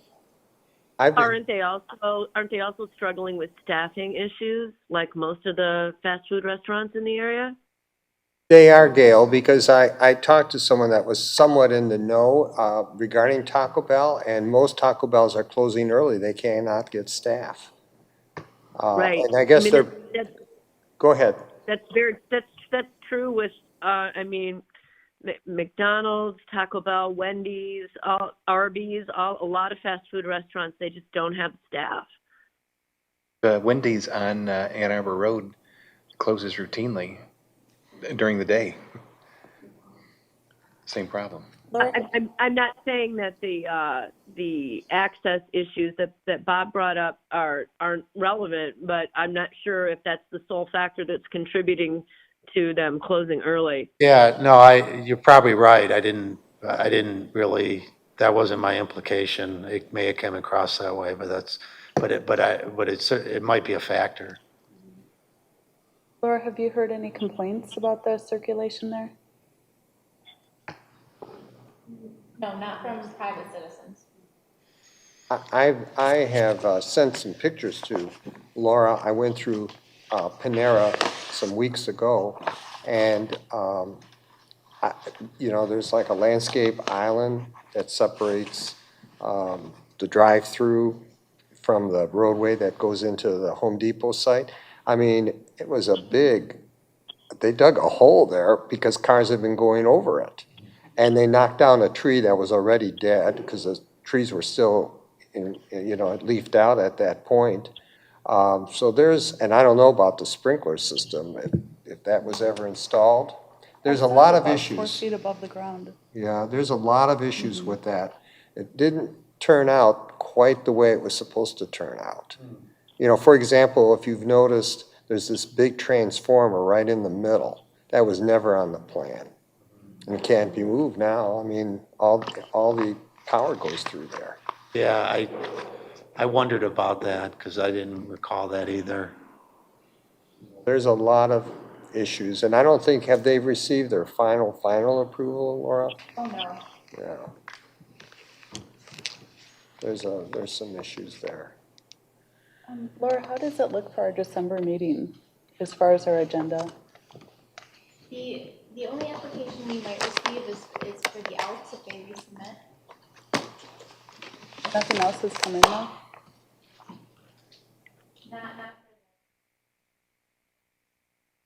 So we might not have a December meeting? Okay.